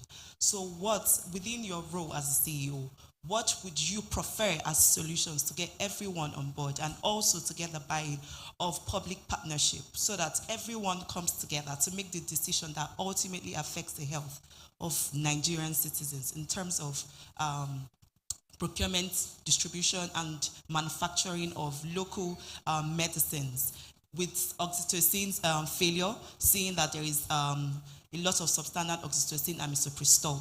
So what would you recommend in terms of manufacturing of these medicines within our country? We are already working towards that. Post-COVID-19, the industry are focusing more on maternal and child health products because it was evidence in the time of COVID-19, the supply chain disruption.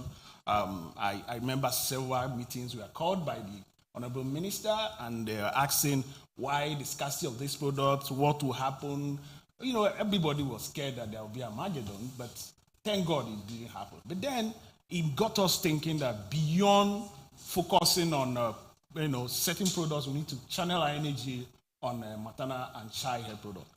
120 plus companies are already ramping up their facilities to manufacture most of these products. We're already engaging beyond development partners. And I can tell you the success story is so encouraging. The other day we had a meeting with the Honorable Minister It has to do with infusion, and we got to know that, companies are, stepping up their game, expanding their facilities to see how they can manufacture some of these products. We're already even in partnership. As we speak, we are in partnership. What we're trying to do is see how we can lock up supply chain of some of these maternal and child health products. I must give kudos to the likes of African Resource Center, Azoka. Their organization played a deep role, a strong role in mediating between the local farmer and most states. As I speak, we more like locked up the supply chain of drugs in states like Yobe, Kaduna, Niger, Nasarawa State. For me, that's the partnership which we're looking at. And when you talk about partnership, these are partnerships that we are more like a pilot project, but we're going to scale it up. And the future belongs to partnership that can be scaled up. Thank you very much, Pharmacist Frank. You hit the nail on the head. It's impressive to hear that you have that in place for a few states. I look forward to having that scaled up to other states in the country. Thank you very much. So I'll go over to you, Dr. Choma. It's so amazing to have you sit here and to meet with you again. Your name precedes you, and we can see clearly through your passion. When you were talking about the International Unit for Administration of Oxytocin, I could actually relate to what you were saying, because with my first pregnancy and my second, there were two different experiences. For the first, I was given oxytocin because I asked, "What are you putting in my drip?" And the doctor clearly told me what it was. And that was around 2016. And before I knew what was happening, I was in labor, I was contracting. And then 3 years later, the same medication was given to me, and there was no progress. But my labor sort of delayed, and I had to go into emergency CS. So with that, for me, it sort of reminded me of something I said during my NYSC some 14 years back, when I told a grown mom that I wanted to give birth through CS because a lot of women were dying. So I would sit down and literally see women dying. One experience I remember, when my mom was pregnant in Kano State, we went to a public health facility, and there were a lot of women there, and the nurses were talking about maternal death like it was a norm. So looking at it, coming back, and that was one of the reasons why from microbiology I went into public health, and I said I wanted to be part of the decision makers who will sort of inform access to quality medicines. And at the time I went with my mom, they didn't have the multivitamin. I remember it was red in color. They usually put it in a sachet, they count it, and put it in. So when it wasn't available at the hospital, we had to go and buy from the nearest pharmacy. And I remember clearly how he opened that gray jar and got a spoon and counted the number of medication she needed and put that in the sachet. And for me, I kept thinking, was that a good quality product, or it wasn't? So what, in your vast experience, would you recommend should be a model that we actually sort of put in check from the leadership, if you're looking at the health system strengthening approach now, from the governance level to the health workers, to the health institution, to association, what will you recommend that should be in place across board to ensure that there is a stop? There's that marker that for every time that every medicine has to be in circulation, we have to ensure that it is endorsed, especially for those coming into the country. Because it's heartbreaking that in the next 3-5 years, we're not achieving universal health coverage. So this is a huge challenge for us. We'd love to hear from you what you will want to recommend as frameworks, models to address this. Thank you, Ife. And, it's a bit... I could feel the passion, you told a real story, okay? It's not what you read in the books, your own personal experience. So for me and for what we've all said, I think the starting point in the spectrum of anything is to even have the right knowledge. Knowledge first. Because I think when Dr. Falabi was saying, you could have everything, but if the person, imagine every problem was solved, and you get to the healthcare facility, you don't have the right skilled worker, or even the one available does not know how to use the medicine. You understand? So that becomes a healthcare worker. Then on the, because we have very highly skilled people here, so I'm going to come from a researcher point of view, cum healthcare provider, right? So I always start, the starting point is knowledge, and knowledge across board. From the policymakers to the supply chain or the manufacturers to the healthcare providers and the end users. And that knowledge, then we now talk about even for the consumers, because at the end of the day, most global strategies are looking at if every other person fails, the recipient or the beneficiary should have some power to be able to at least seek redress or raise alarm or communicate failures and everything. So knowledge for me is a starting point. And knowledge is it, but how would this knowledge be generated? It will be research. Because whatever we say here, there won't be any hearsay, but when you're hearing, we did this, maybe imagine I do a quick survey with this team, we will see the findings here. So having evidence generated is a starting point. Even we've mentioned, because evidence will now bring about knowledge, right? So starting now so I'll just take you through the cascade now. For the regulatory, let me start with National Regulatory Authority. We need evidence for them to even know how to set up strategies that would prevent this presence or the circulation, because they're not the manufacturers. So you have to have your check system in place so that the manufacturers must comply with that quality. So I'm happy my PG man friend who exonerated himself from other things, but I'll drag you into the funding, because you guys are the big boys in the whole thing. You have all the money. Okay, so you need, when I presented everything here, you see that there is scarce data around quality of medicines, and more so in Nigeria. Okay, so a few is actually what I've presented. By the way, within this year, WHO reached out to me for a systematic review around quality of medicine, especially from the healthcare provider's point of view or consumer. We couldn't, even on published data, I went out around everybody in the network, we couldn't find. It was actually our two very minor, supposedly very simple study done, but we couldn't find. So we need that funding for research that will generate data. I will inform those decisions, okay? So the national regulatory is important. They are aware of decisions. Inform them on the strategies to set up for the prevention of the circulation of these medicines, okay? Then we need a robust system of regulation, manufacturing, distribution, and go through the whole supply chain. Because if you don't have a system in check, nothing would happen, okay? Then we need, thankfully Nigeria, NAFDAC has the maturity of I think level 3 maturity that puts them in a position to be able to carry out some of these regulatory capacities that would, checkmate for poor quality medicines. But all that again goes back to whatever will help them take those decisions will then go back to being aware, and it's all about evidence.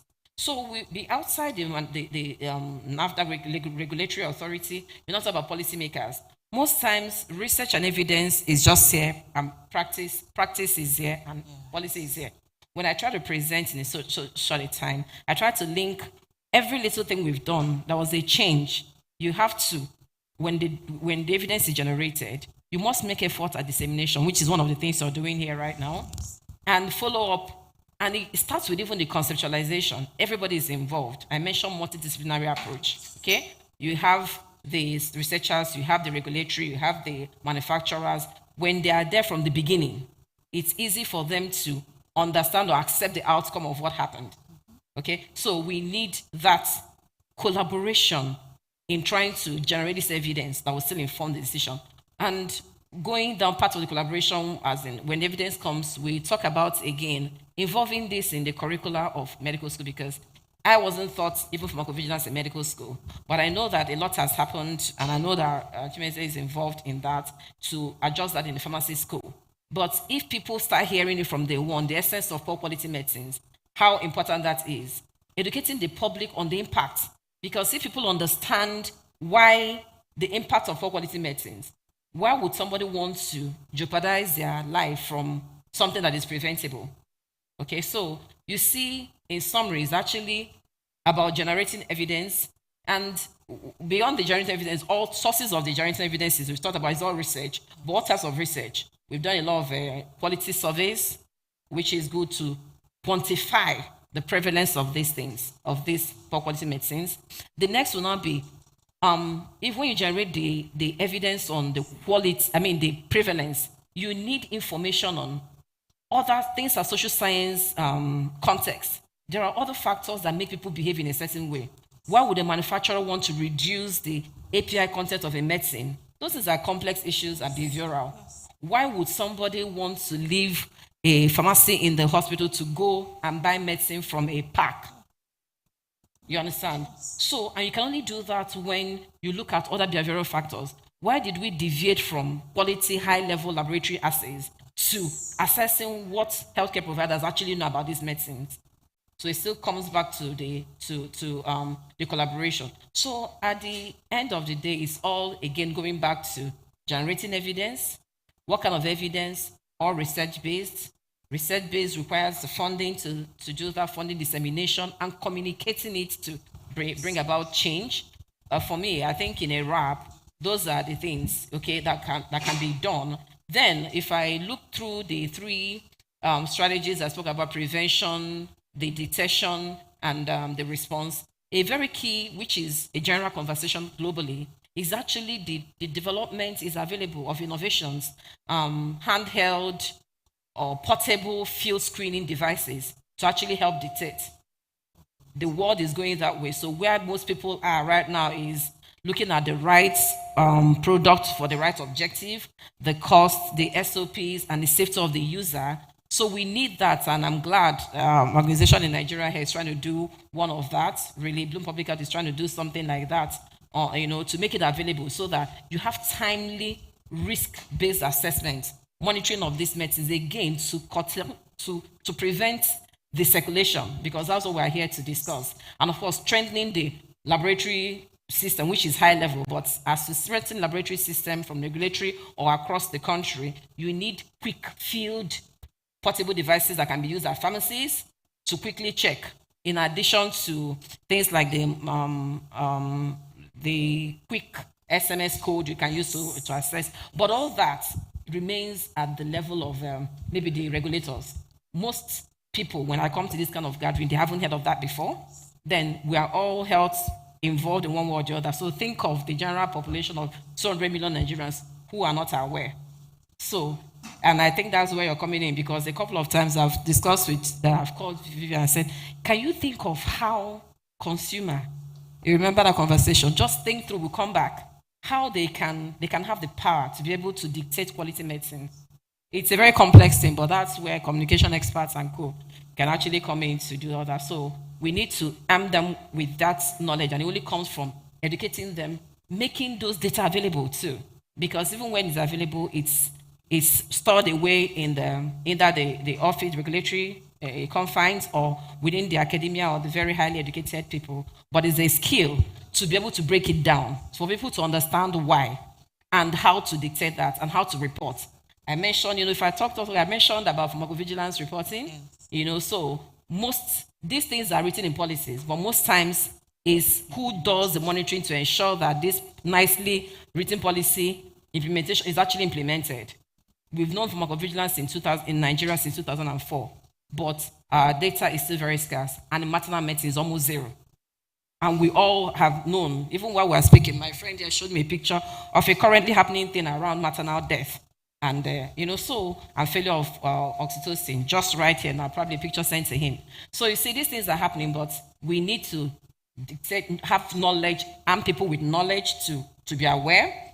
When we generate data, disseminate this data, make it publicly available, and identify the strategies to, again, communicate to the public, because if you openly talk about the poor quality of the medicine, you might generate fears and loss of confidence in the health system. So those things require sitting down with the right people to know how to communicate to people about quality of medicine, especially the public. Thank you. Thank you very much, Dr. Choma. Thank you so much. I recall when Dara and I had an article we wrote on quality of maternal medicines. We searched for evidence and we couldn't find. And Dara would say that's one of the most, that was one of the nerve-wracking article we had to write because we had few evidence to show that there was indeed data on quality of maternal medicines. And also there was some level of preference in terms of quality for medicines going to particular countries because they knew that once this medication or once this product lands a country, they would definitely conduct a quality assessment. And then they know countries that once the medicine comes in, it goes any which ways. So thank you very much. There's a lot of work to be done in terms of social behavior change communication at the grassroots so that people are empowered to actually ask and question service providers about the quality of medicines that are administered to them. Thank you very much. So we'll go on to Dr. Adeshola. Dr. Adeshola is from Association of Nigerian Private Medical Practitioners. It's good to have you, sir. So having heard all the conversations going on today, and we'd like to also hear the story that you told Dr. Choma as well, what would you say, and how would you say substandard medicines have affected the lives of women and children's health outcomes, and what can be done differently? Let me start by saying a big thank you to your organization. This aspect you have taken on, it's a very big one. Looks so small, but then at the end of the day, the benefit is so much, so touching. If you ever see a medical doctor handling a woman at delivery, bleeding in his hands, and trying to shout on people, give this, give that, and you find that it's more like water. If you know what some of us go through, you really appreciate more than what you think you are doing. It's really a very bad experience. Like, I don't know if this can be shown to, to everybody. It's something on my phone and I just show that. And I had my election 26th of November, of March last year. Last month.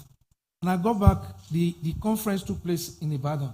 I got back to Lagos, I was tired because there was a lot of campaign and so many things before the election. So I was tired and I said, for 3 days, I was not going out of the house. But this case brought me out. 26-year-old, fell into wrong hands. By the time they brought her, the picture I showed her, there's the baby's head out of the perineum, hanging out there. By the time they brought, baby was already dead. They had collapsed the head, though it was still looking like. And within the short time, the other doctor called me, and my getting to the hospital, all we could see was nobody could stop the bleeding. By the time I got there, getting to the theater, she was dead. 26-year-old. Had a cesarean before this one, and then fell into wrong hands and mismanaged. So the death thing is something that is occurring as we are sitting there, it's happening somewhere. So this programming put together is something that really commends Vivian and her team, for something that's long. And with the quality of people that have come today to talk, if we are ready in this country to work together, I think our problem has never been the human resources. It has rather been how we coordinate all the resources we have. In fact, I was in a country out there, and somebody was telling me, what have you come to do in my country? You are from Nigeria. You've got everything. So what are you doing here in my country? Go back to on the road. I never knew him. Just embarrassing me, on the road. And I'm sure I'm not the only one that has suffered this fate outside there. Because they believe we have everything.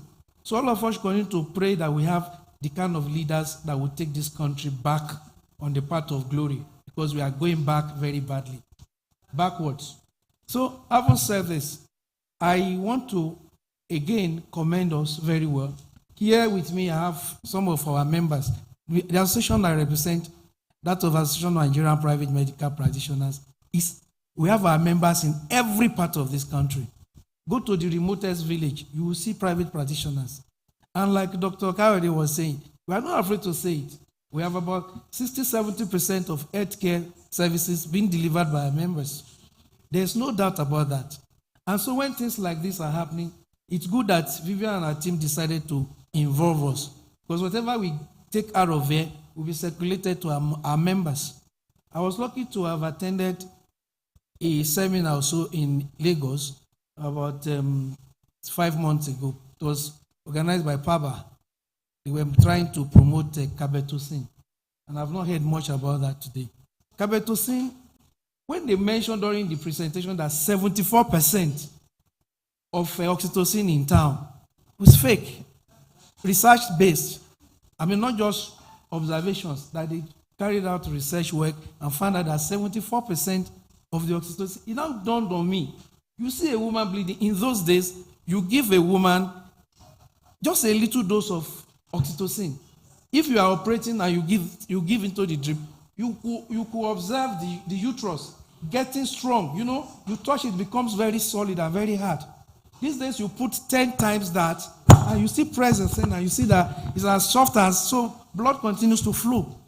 So those of us who are on the, providership aspect of the health sector will be very happy to have this problem solved.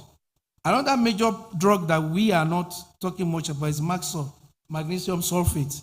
It's also like a magical drug and prevents a lot of, complications. If you're able to get that, sometimes you don't even get to operate the patient. There are a lot of all these things are there. Then I must make this known to us. Personally, I still practice very actively. A lot of people are already engaging or misusing misoprostol. It's now the number one abortion drug for our young ladies. It's another problem. I remember a lady that was rushed by her landlord to my hospital at Agege. He had to carry her practically on his, because he didn't want her to die in his house. What did she do? She went an auxiliary nurse somewhere, told her to take, you put maybe 4 in your mouth, 4 in the private part, 4 in the whatever, and she started bleeding. She was saved by one of the kids in the house that ran into her room to somebody that used to play with her. That was how I discovered auntie was not talking and was bleeding, and the small baby called her mother. That was how they were able to, rush her to the hospital. She would have died there. So all this medicine we are talking of, it is something that affects everybody. If you think you have money, you can go to the best centers in Abuja. You have sisters, brothers, and what have you all over the country that might not be able to access what is called standard, a providership. So all these things are things that are touching each and every one of us. And since most of the things we need to know, if we have been following from the beginning of this program today, have been said. Vivian came here, by the time she finished her lectures, all the things I had noted here, there's nothing she has not exhausted. And I said, oh, that was good. She too was whispering to me there. It's as if they have finished. And then Dr. Kayode came up and finished. I didn't even know she still had something to add. So by the time she now started adding one thing or that, I said, well, I don't know what I will now come out to, to add. But the truth is, all of us must take this as our business. And one other thing that I think I can now add, which I remember very well, is the fact that, Dr. Chioma, you guys are not talking of penalties. Tell me, as a private practitioner, I've given this oxytocin to my patient and it's not working. I give report to you. I expect not just say, oh, this is noted, one of the fake products. Let's go after the people that imported. If we don't have penalty, people continue to have a kind of freedom to do what they like. But in this country, when you pick 1, 2, 3, the news goes around, others will stop their importation. We cannot say Nigeria continues to be a dumping ground, for goodness sake. So penalty must also come as part of measures that we can use to curb the circulation of, bad maternal medicine in this country. Thank you very much. So thank you very much, Dr. Adeshola. We've heard all you've said, and we can see the passion through your words. Thank you very much, sir. So we're going on. All right, please go ahead.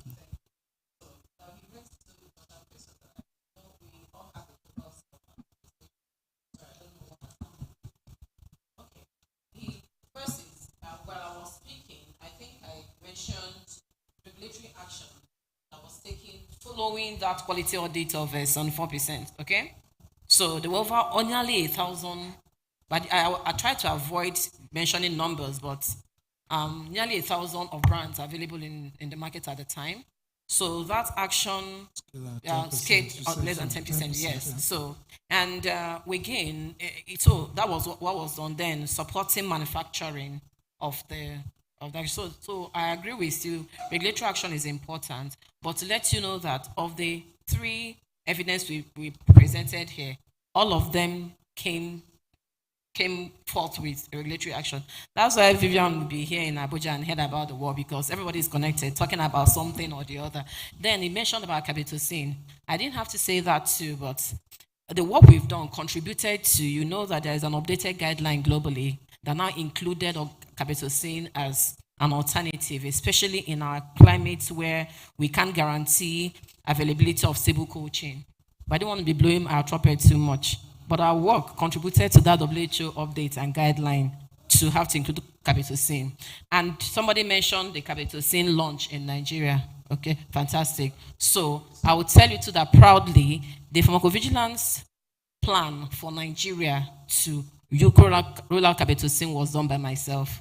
So we're all connected in this whole thing. So I'm sorry if we didn't drop capitocin name. It's very important, because that's the new kid in the block, here on availability. So it's to expand access. That is actually where we are right now. We have 3 states that are already on board: Lagos, Niger, and Kano. Great. So it's not the advocacy for other states to come on board, making it available at public health facilities, because that's where the bulk of the population access health.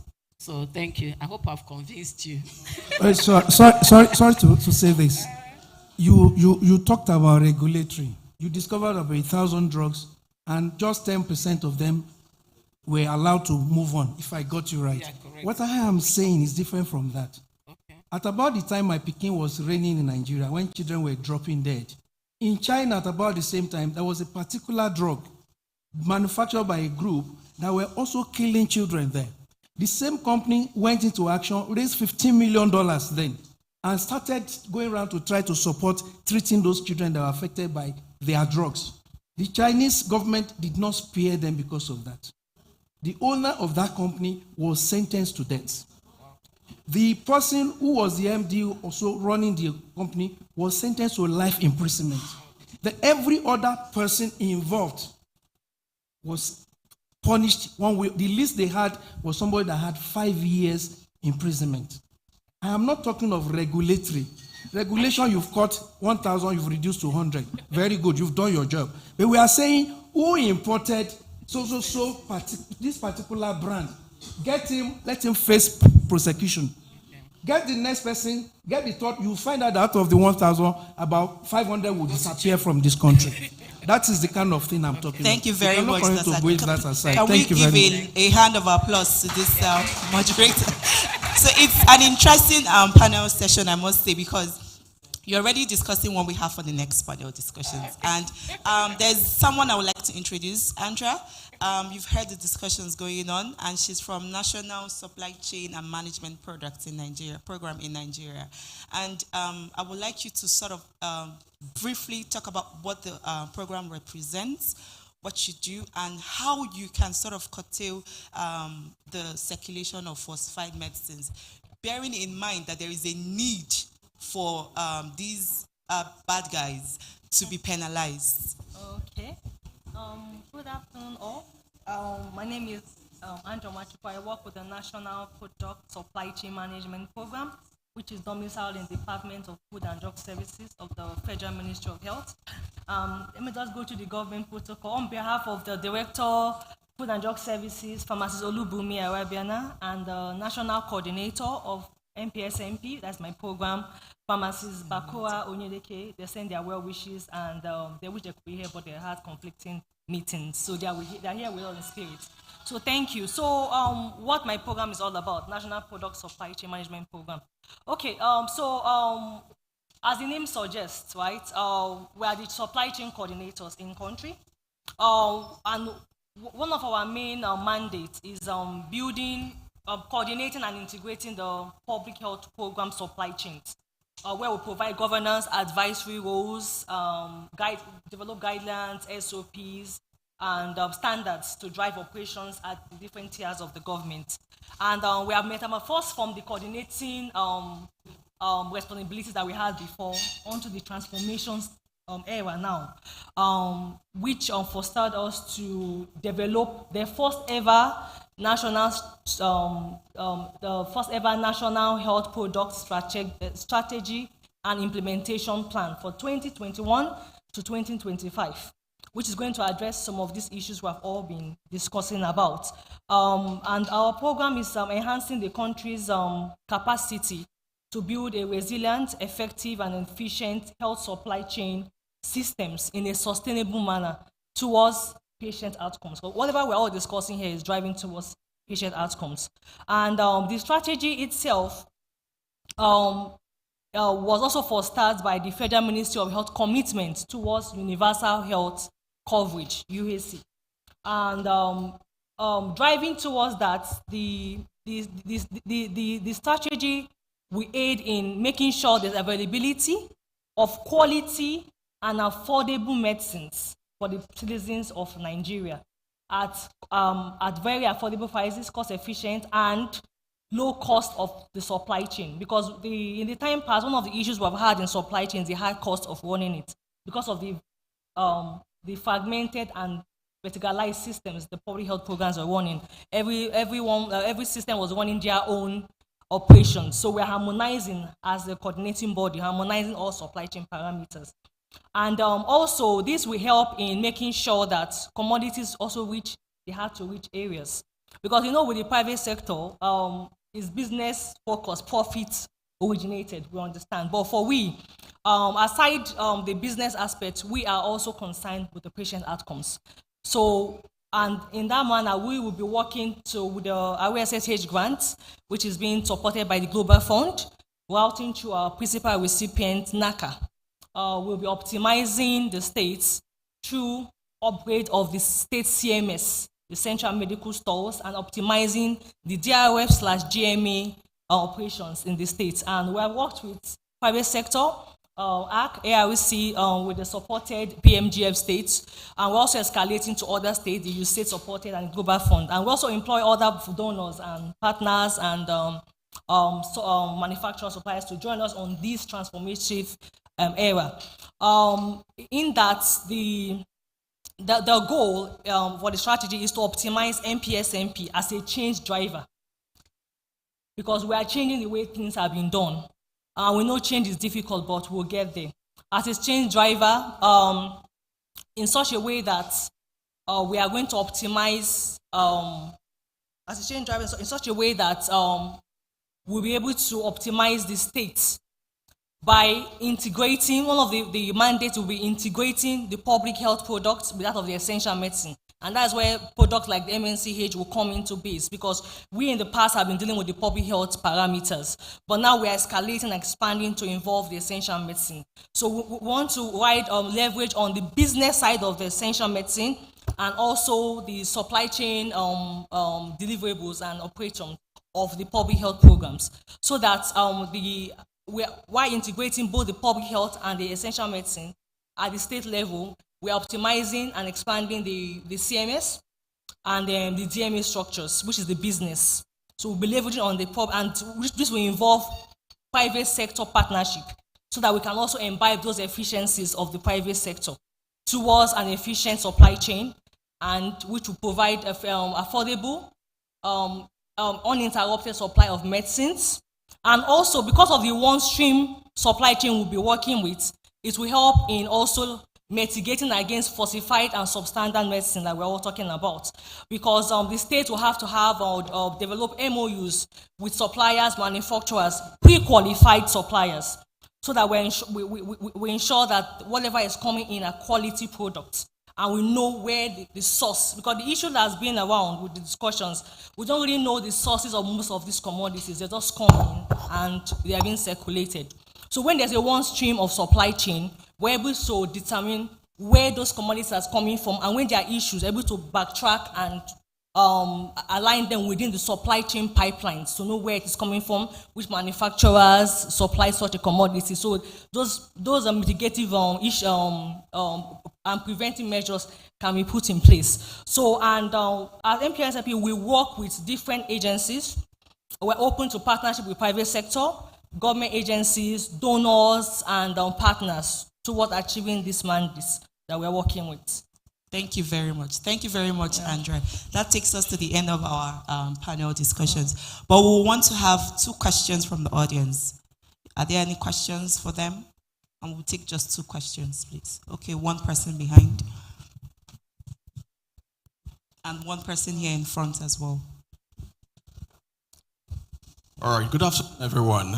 My name is Moses Emorinken. I write for the Nation newspaper, and I must say the panelists, you've been fantastic. I mean, I could feel the pulse from here. My heart started to beat. I was like, fine. I mean, it's just a call that we need to do more. We need to advocate more. Particularly, I was struck by almost like lightning from what Dr. Adeshola said. I mean, I'm trying to, put my thoughts together because it's heavy. Now, you spoke about the penalties, stiffer penalties. I mean, even the NAFDAC, our supposed regulatory agency, is crying literally, and saying that the judiciary should put stiffer measures, that the National Assembly should pass the counterfeit medical product bill. I mean, we've not passed that bill. So, I mean, if I'm wrong, I need someone to correct me. As it stands today, it seems anyone that produces, manufactures, counterfeit medicines and all, they only pay a fine of probably 500,000 naira. And probably 6 months. 6 months. So if you cannot endure 6 months in the Nigerian prison, then you can just. And these guys have big money bags. They have the money. So 500 naira, which is almost probably 3,000. I don't know how much in dollars now. Maybe less than $4,000. It's nothing to these guys. As I said, some of them are logging in. I hope you can hear me very well. So I'm saying I see that we have industry. We have the players here, and it's good that we're having this conversation. Please, I want to know your level of engagement. Number one, especially with the National Assembly, if this bill is still hanging in the air, I mean, we can talk as fast as we want, but these guys will always have their way because they can pay the money, they can skip the everything, and more people will die. So I want to know, please, anyone can answer this. What is the level of engagement with some of these people that determine the judiciary, especially the National Assembly, to ensure that, stiffer punishments? Let's make examples of some of these guys. I don't want to use wrong words, but let me stop here. Thank you. Thank you very much. That was deep, really deep. Is anyone open to responding from the panelists? Thank you. I could also see how you feel like you should go out there and fish them out. And you see, we all know that we all have a systemic problem. That's the truth. Everything boils down to leadership. And I don't want to be sounding political, but it boils down to you and I. When you are making decisions, you need to, even in the political process, you need to start thinking who are going to be there to represent you. Yes, the industry, the Pharmaceutical Society of Nigeria, all the stakeholders are involved. We've been pushing. Even in this assembly, we've been pushing to push so many policies, most of this bill. But they are yet to see the daylight. So what do? But you keep engaging. You won't give up. But the buck stops on the desk of those that are leaders in this country. We need to do more. We need to start being selfless. We need to start seeing beyond narrow politics or selfish. Because that's where I see it. There's so much we need to start thinking of, having this self-awareness that we can be the change we're going to see in this country. It is only us that can bring that change. Every one of us who have relatives that are in that political position, we need to start telling them, these are the implications of some of the decisions you make. You must not make that decision from a selfish, narrow perspective. It must be Nigeria first. And for me, there's this cynicism we always have about, like I would say, made in Nigerian drugs, made in Nigerian medicines. You know the manufacturer, you know where his office is, you know the DG NAFDAC will personally call you, and the next thing they will call me, and you just know everything. So most times the challenge you are having is those products that are imported into the system. There's this cynicism we have about, quality of drugs made in Africa. And I can tell you that the truth is that Nigeria can manufacture medicines for Nigerians, even beyond Nigeria. And before them, there are some of our members that are exporting drugs to South Africa, Botswana. The other day I was in a room where they were discussing about,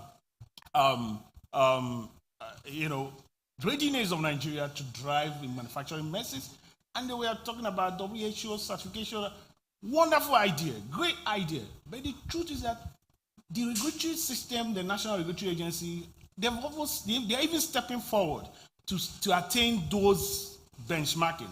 You heard that mention about maturity level 3 of WHO, and I'm very aware that Madam DG have set another target for herself to achieve the level 4, right? But beyond achieving level 3 and beyond achieving level 4, the truth is that what we have here, the local manufacturers, we are doing all we can, what our products can pass the test.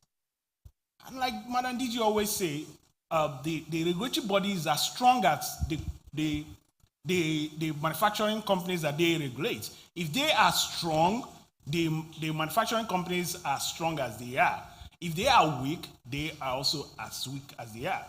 And as a matter of fact, I also want to bring it because you made mention about how do you innovatively trace these products. I am aware that as a policy of the government, which is still at the trial stage, pilot stage, track and trace policy GS1, the NAFDAC is pushing this policy. They are the one driving it. I'm at the level. I'm a member of the steering committee, and I know that after the pilot stage, we'll scale it up. These are some of the innovative ways that the government are pushing, especially the DG NAFDAC. She's selfless in pushing this. Thank you so much, Pharmacist Frank. So all I can say for now is look out for Future of Health Conference this year from Nigeria Health Watch. We don't have so much time, so I'm going to take the next question, and it's going to be straight to the point, and also the response as well, so that the next panel session can start in earnest. Thank you so much. My name is Awe Adekemi Afolashade. I'm a nurse from Nursing and Midwifery Council of Nigeria.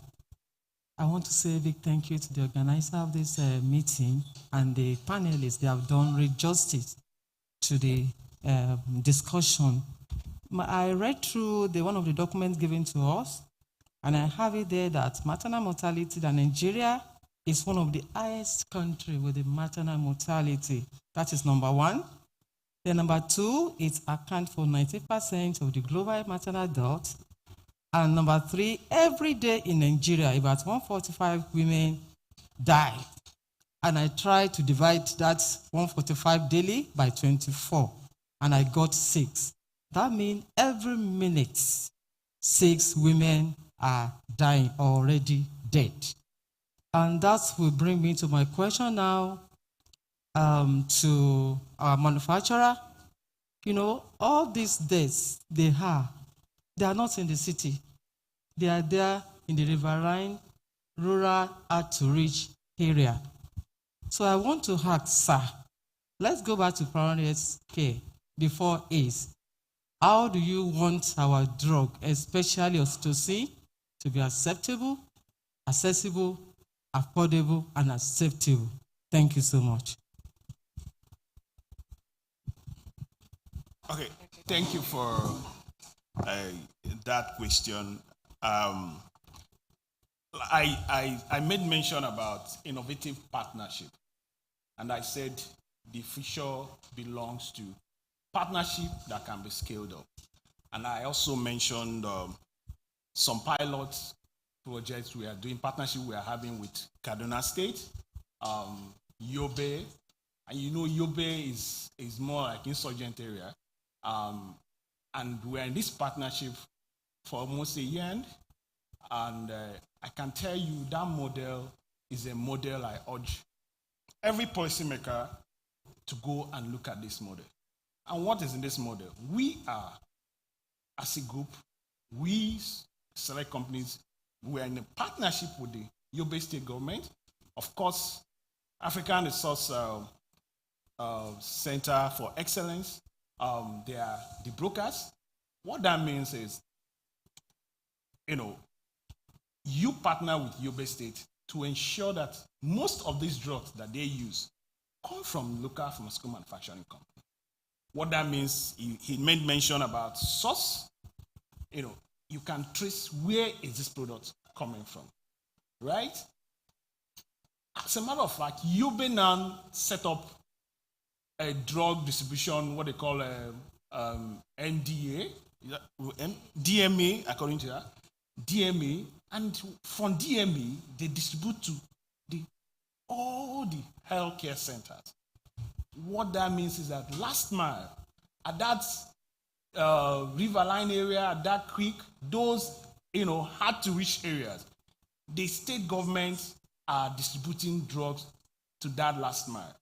So with this model, you can see that you can track and trace this product from source to the end user. And I think if this model is scaled up to all the states, even those that are bringing drugs from every other source, they will die a natural death. It's a disruptive model.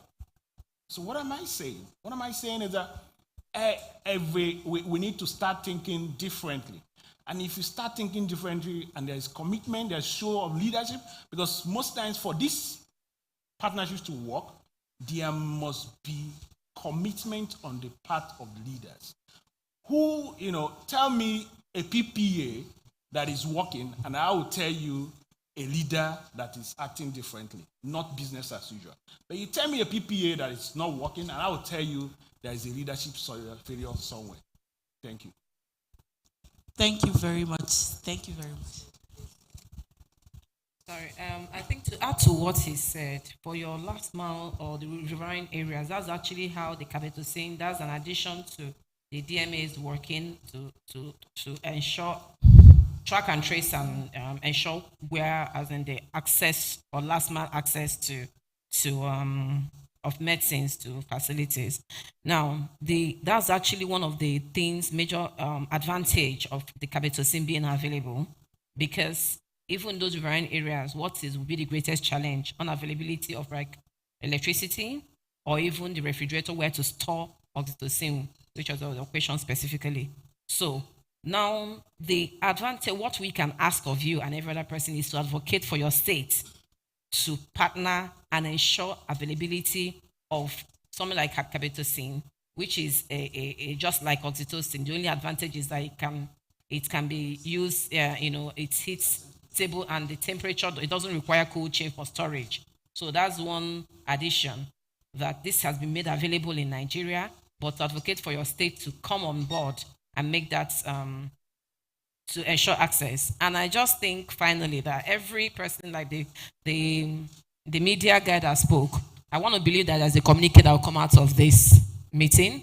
So, and you are a media person, and for all the media people, please write and speak about, maybe your caption can be stiffer penalty for, So that is it, because it's all about, what I mean is, that's because I'm not regulator, all of us, that's something that if we all get back and tweeting, writing, and speaking about everything is done, the bill is yet to be passed, but we want, we want this kind of stiffer penalties. That's how we can contribute to the whole conversation, because all of us here are not the guys that will take it off, on the checklist. So I think I'm pushing it back to us doing that, really.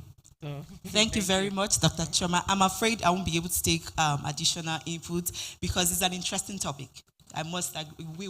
We all will agree that it's interesting and there's so much to discuss. But this will be the end of our panel discussion for setting the pace on why it's important to promote PPP to improve quality of maternal medicine. So we're going to have a picture with the panelists, and after that, we'll get ready to have the panelists for the second discussion come over to the stage. Thank you.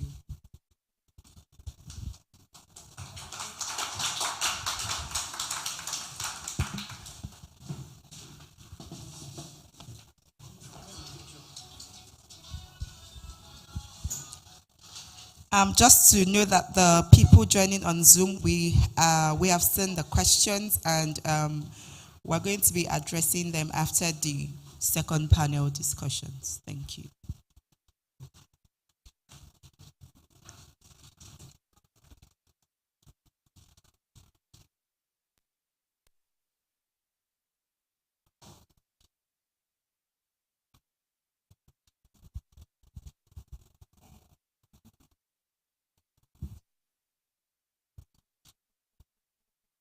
Actually, sorry, I forgot myself.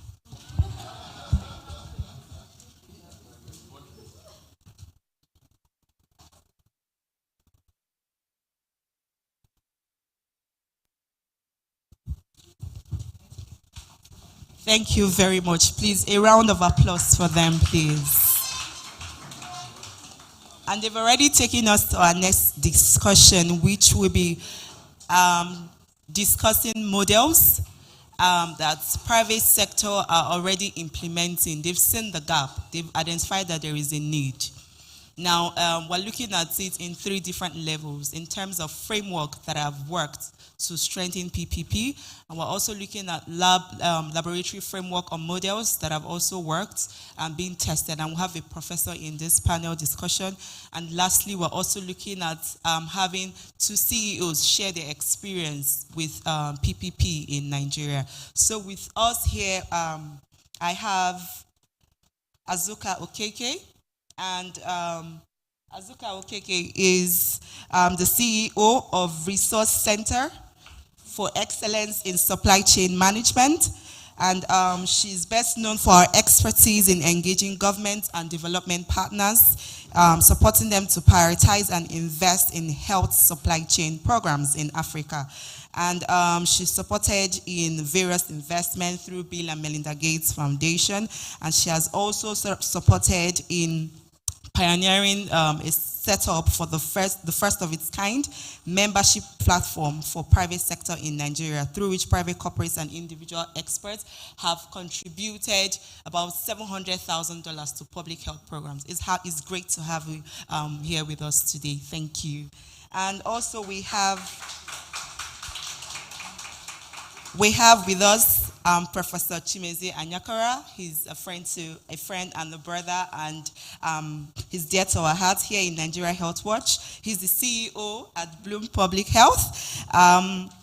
He's done an amazing research, and we've heard a lot of data being referenced. He's contributed to one of the national research on misoprostol, oxytocin, and magnesium sulfate used for PPH. It's great to have you here in our event. And also we have Dr. Chibuzo, CEO of Drugstock. It's great to have you here with us. He has a unique healthcare solution that is changing the way healthcare providers interact with pharmaceutical supply chain. It's great to have you here today. And so we'll kickstart the panel discussions with them. So first, I would like to start with you, Azuka. Being the CEO of ARC, and everyone, your name precedes what you've done, the depth of your work, and I would like for you to sort of share your experience. You've heard all that has been discussed here today, and you've seen the gap, and you see critically there's a need that your organization needs to meet.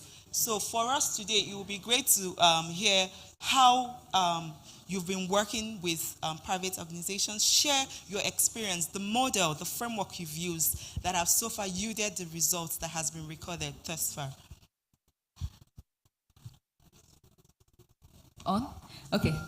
First of all, I would like to say thank you to the Nigeria Health Watch family, led by Vivian. This is my second time as a panelist, and I'm excited to be here. I want to appreciate your team for bringing me to this platform. People say, when they hear Azuka, they expect, I'm sure you expected somebody else. I think why, so to talk about my experiences, mostly from, why I do things the way I do them. And it's really more my passion and my drive to get the message through And that passion and drive actually stem from, when I hear of access to quality maternal medicines, it takes me back to in 2020 when I was bleeding out because of preeclampsia. So I am someone that has gone through that. So it's not a story to tell me, it's a story I've experienced. When I was listening to Vivian's presentation, and she talked about HIV and AIDS being the primary cause of death, really. Before you talk about maternal and issues about quality of medicines, I started my career at the hospital, just like Madam, as a nurse, as a pharmacist, and I was taking care of HIV and AIDS clients, and a lot of them were women, and they come to me very scared, concerned, not just about the fact that most women really most times don't really care so much about their health as compared to the health of their children. So a lot of them come with a concern about my child, and they find it hard to take care of their health, and you have to begin to make sure that you take the medicine. So you have that personal contact. Working from, taking care of clients, making sure they take their medicines and making sure the medicines work. And growing through that to being a CEO, whenever you're talking about public health, supply chain, you're going to meet a very passionate person. Many of you know me, I've worked with some of you. Basically, I'll fight to the end to see things work. Why? Because I've felt the pain, and I've seen people come, depending on what you tell them, trusting their lives in your hands, and you're giving them medicine. Say, this medicine will work. You don't want any woman to come back to say, I'm still ill, after you've given them the medicine you know should work. So it all comes from what Mr. Frank said sitting right here. We all have an individual responsibility to make things work in Nigeria. I never saw myself as someone driving change, but I saw myself as someone that knows what it means to get things right, and I stood for that. Thanking Andrea and team, MPSMP, for working with me through this journey. When I was brought on board to drive public-private partnerships, I was telling Chibuzo and Professor Chimezie that we have gone a long way to have a meeting like this. You must appreciate what has happened in Nigeria. 2017, we had the first summit. It was an unheard-of summit because we were to bring public sector, leaders in the public sector, and companies, leaders in the private sector, to have such a meeting, to talk about trust. Can we work together? Why haven't we worked together? We practically had to make sure that there was no fight. It was a tough meeting. It was a tough summit. But there it came out. What Dr. Afolabi said, that understanding of how we work and what is our objective as public sector, and that you cannot, in looking at outcomes, ignore that this is business. And a lot of companies rely on you doing good business with them to be sustained, because if they crash, many people will get out of job. So for us was understanding the language of public sector and understanding the language of private sector, and bringing them together to make sure that we're speaking the same language and brokering that trust. So for us, the whole idea, without going too deep into my experience or what has happened, what we have really tried to do is, when people say we are a broker, we started brokering relationship between government and companies under PMG-MAN because of one primary objective: universal health coverage. It all started from there. It was actually triggered by the World Bank when I was recovering from malaria, severe malaria. And if some of you know Dr. Olumide, he sees me when I was just thinking of my dear life. Azuka, what are you doing here? I just got discharged from the hospital, and I was waiting for my flight to bring me back home. And Dr. Olumide catches me when I was thinking of my life. And he says, Azuka, we need to do this. I'm like, Dr. Lumi, they leave me alone. I was saying that in my heart. I didn't say it out. And he says, we need to address supply chain. We need to address universal health coverage. You are bringing in the private sector. Once you get back to Nigeria, I said, I just got discharged from the hospital from severe malaria. He said, I know, but you must do this. You must do this. And we got back to Nigeria 2017 and 2018. We came out with a model. Dr. Chioma was mentioning models. We came out with a model. That model says, if we are to achieve universal health coverage, we must ensure we engage local manufacturers because the key there is quality medicines. And you can't guarantee quality if you don't know the source. You can't guarantee quality by the beauty of the packaging. If you don't know to know what is inside or to hold somebody accountable. I think it's I want to make sure I'm representing well. Dr. K said, why can't we penalize? You can't penalize ghosts. So we said, if we are to guarantee the country the right medicines, we must know who to hold accountable. So we went to PMG Man 2018, and they almost pushed me out of the room. They said, Azuka, you're kidding. How can we work with government in partnership? We have done so many businesses. Government prefers to just source from who knows. When I say government, we're talking about the public health sector. And we started that journey of trying to engage 2018. So for me, public-private partnerships must stem from trust. Trust, clarity of vision, goal. If we are driving universal health coverage, it must come out clearly this is what we're doing. Not just about partnerships. If the whole country says what we want to achieve is universal health coverage, that every person in the riverine had to reach, displaced, must get access to quality medicines.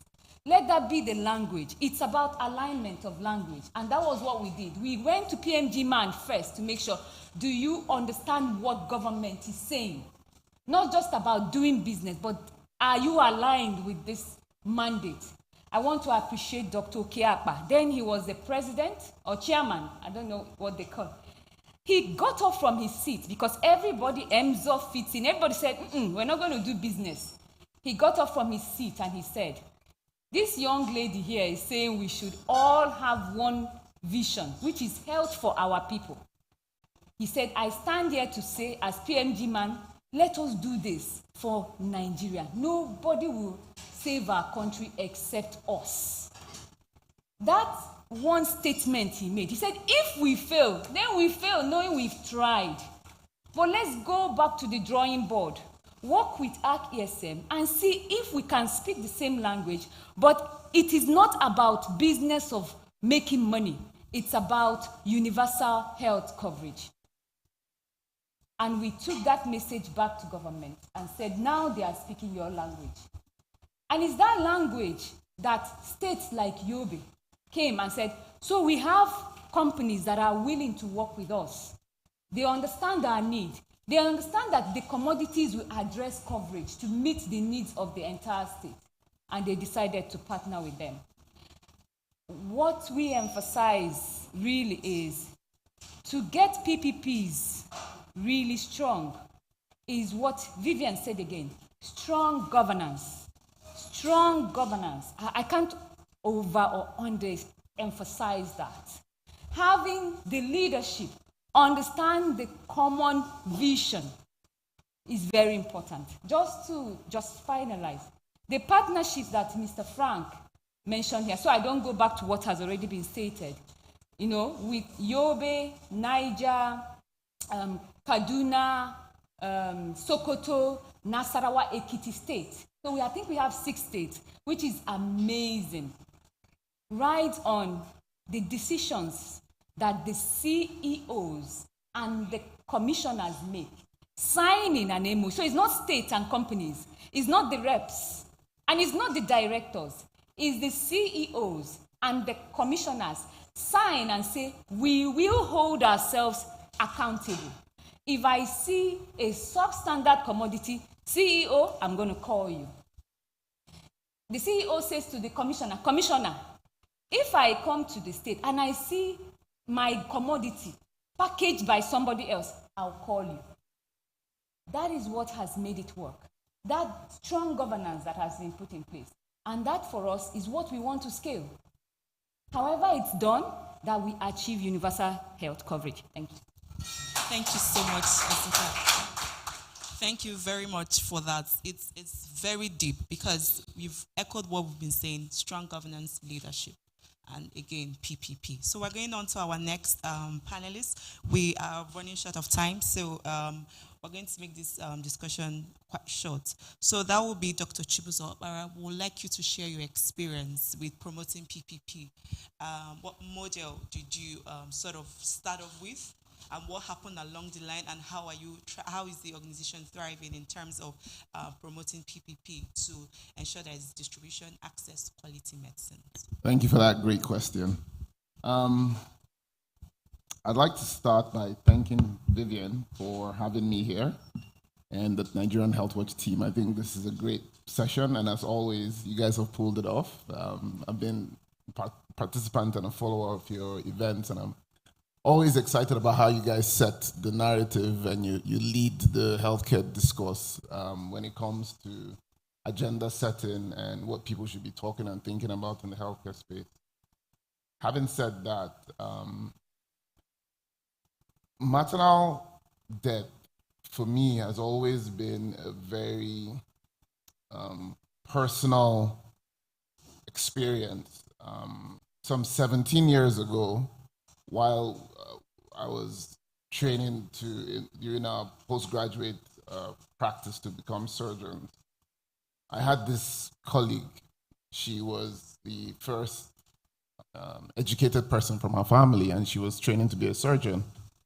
And I remember she went for the primaries. For those of you who are familiar with our postgraduate exams, the primaries, she's from Cross River State, incidentally. And she was among the 8 people that passed out of 200 doctors. She was the only female, and she was pregnant at the time, you know? So everybody was like, whoa, like this is unheard of and all that. And like 3 months or 4 months later, she was giving birth and normal pregnancy and, you know, had some bleeding complications, and she passed on. This was shocking to everybody because to go from this is a stunning lady who was going to become a surgeon, and in that community of, you know, for those of you that know surgeons, you know they're narcissists. We are narcissists. To go from that like, you know, stunning personality to just death in a matter of moments for all of us was something very shocking. And I guess part of those stories are the things that, you know, eventually led my journey to get into the space of trying to look at health systems and how to intervene in healthcare, not by just practicing, but also by, you know, trying to influence policy, financing, and all of that. That led to the founding of Drugstock. A few years later, many events in between. And some of the key things that we try to solve are related to supply chain financing, supply chain wholeness, supply chain healthcare commodity security, end-to-end visibility, track and trace, that sort of thing. These may sound very technical, but these are the sort of things that are playing out in the oxytocin issue. Oxytocin, the storage for oxytocin is very, the information around storage of oxytocin is very complex and complicated. When you speak to most professionals, I think they were saying something like 45% of people don't know about, I would say it's more. I would say it's really more than that, because you're only looking at the people in the end handling, right? You're looking at the people in the last mile handling. There's people along the entire supply chain who are delivering the product. And when people are buying drugs from, you know, sacks and tables, and they put it in 911 trucks, let's be real, that's what happens, right? And they put it on the floor before they supply, and it's outside for 2 days, and then they now put it in the fridge. I mean, what's the point? It's already denatured. These are some of the things that affect the supply chain of oxytocin. As bad as the story of oxytocin is, there are numerous other drugs that fit that example, unfortunately. And we can continue to blame people, right? And as we rightly should, people who are malicious and people who are, deliberately doing things. But from the stats that were presented, the greatest culprit is ignorance. And one of the things in drug stock we do is remove that human factor in how the supply chain affects what's happening. And that's some of the things we've replicated in Cross River State, where we're partnering with the state government to elaborate an end-to-end supply chain, which is cloud-based. So it's basically you rely on technology, you order your products, it goes straight from the manufacturer's warehouse all the way to the hospital or the pharmacy that needs the product. Currently, we're elaborating over 120,000 liters of cold chain space. 120,000 liters. Nigeria is a very interesting country. We have the worst cold chain infrastructure in West Africa. So this is not per capita. This is just volume, which means countries that have less than 10% of our size have more supply chain than we do. I mean, the myriad of factors, the investment, the power situation, transportation, all of that, right? And obviously, sharp middlemen take advantage of this situation. And, when you have people who treat medication like biscuits, there's no difference, then, you have all sorts of weird things happening in between. At drug stock, 3 key things that we fight are issues related to access. Another big thing is supply chain financing. Some of the products that hospitals don't stock, very interesting situations that play out in the hospitals is you might look at a drug and be like, why is this drug not available? Or why are they taking this option of the heat unstable drug instead of the heat stable drug? It might just be the guy is like, I have 100,000 naira to spend. Do I spend 100,000 naira to save 8 people? Or do I spend 100,000 naira to save 800 people? Simple decisions like that affect access to care and quality of care. And some of the solutions we provide include partnering with financial institutions to ensure that these type of difficult decisions don't have to be made, right? There's no reason why you should say people are getting rid of half the cancer drugs in the country because they're expired, while you have 3/4 of the cancer patients not able to get the products. Those type of mismatch are due to supply chain financing issues. And these are some of the things that we tackle by marrying these things. Now, these might sound like macro technical things that don't make sense, but when you break the supply chain down into its different components and the different interfacing parts, it's easy to see where to put technology, where you want to elaborate transparency in who is handling the drug and who is taking what from where. The ability to say, when you pick any drug in the supply chain and you check out the batch number, you're able to say, here's this product. Because, the funny thing is, if there's a drug that has a problem, you should be able to recall each and every entire product that went through that supply chain and from that batch. And that's some of the things that, very few supply chains can boast of within Nigeria. Counterfeiting and substandard drugs, big issue. I think the underlying motivations are simple. The counterfeit market is, for those of you that don't know, it's bigger than the heroin market. So think about that for a second. Heroin is a huge industry. The counterfeit drug market is bigger than it. So the incentives, for people to act against the common interest are huge. And much as I would say yes, we should hang people to death. Dora had to move around with bulletproof cars. So, we have to be also more. They say when the bird learns to fly without perching, the hunter learns to shoot without stopping. For those of you that understand what I'm saying, it means that you don't just jump and fight fire for fire. People that have more money than the heroin market, you shouldn't just approach it with command and control. You should also think about smart ways to tackle the issue that resolves it once and for all. With regards to access, with regards to technology, we elaborate technology. In Crossover, we've provided technology free of charge to the state. The supply chain solution we've provided is free of charge to the state. So essentially, as a private sector, we've come in, we've invested over $5 million into the state supply chain with a couple of partners, which include drone partners. So very interestingly, those issues around getting drugs from one end of the state to the other and cross. For those of you that know Crossover, you know that some places you might get 9 hours to cross. We're able to do it in 30 minutes, and it's delivered by drone.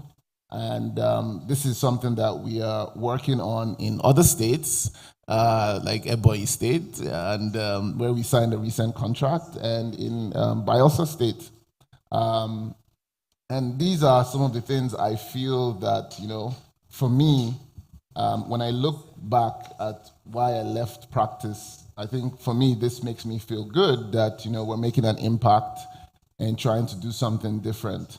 I'd like to stop here, but before I do, when you save the life of one woman, you save the life of a generation of people. And I think it's something that there's no investment that we shouldn't hold back to put into this. Thank you very much. Thank you very much. Thank you very much, Dr. Chibuzo. Essentially, what I sense is analysis of the root cause of the gaps that exist across the supply chain and having a system thinking approach to address them. So essentially, that's evidence-based and it's targeted. Thank you so much for sharing your experience with us. And we'll go over to the next session. That's with Professor Chimezi Anyakora. So, sir, we're seeing that there is, at the subnational, there's establishment of DMAs and DRFs. And from discussions going on, there is one aspect that I have essentially kept for you, and that's about the laboratory assessment. What's the place in establishing DMAs and DRF at the subnational to sort of focus on the need to ascertain the quality of the medicines, irrespective of the fact that these vendors have been pre-qualified, to maintain that system so that when this a current commissioner leaves, that system has been established, and then it continues to thrive irrespective of who is coming on and whatever funding gaps that exist. Oh, thank you so much. First of all, let me also thank Vivian and the team. You guys did very well. So I will go straight to the point. I know there's no time. I think beyond just testing, we have to look at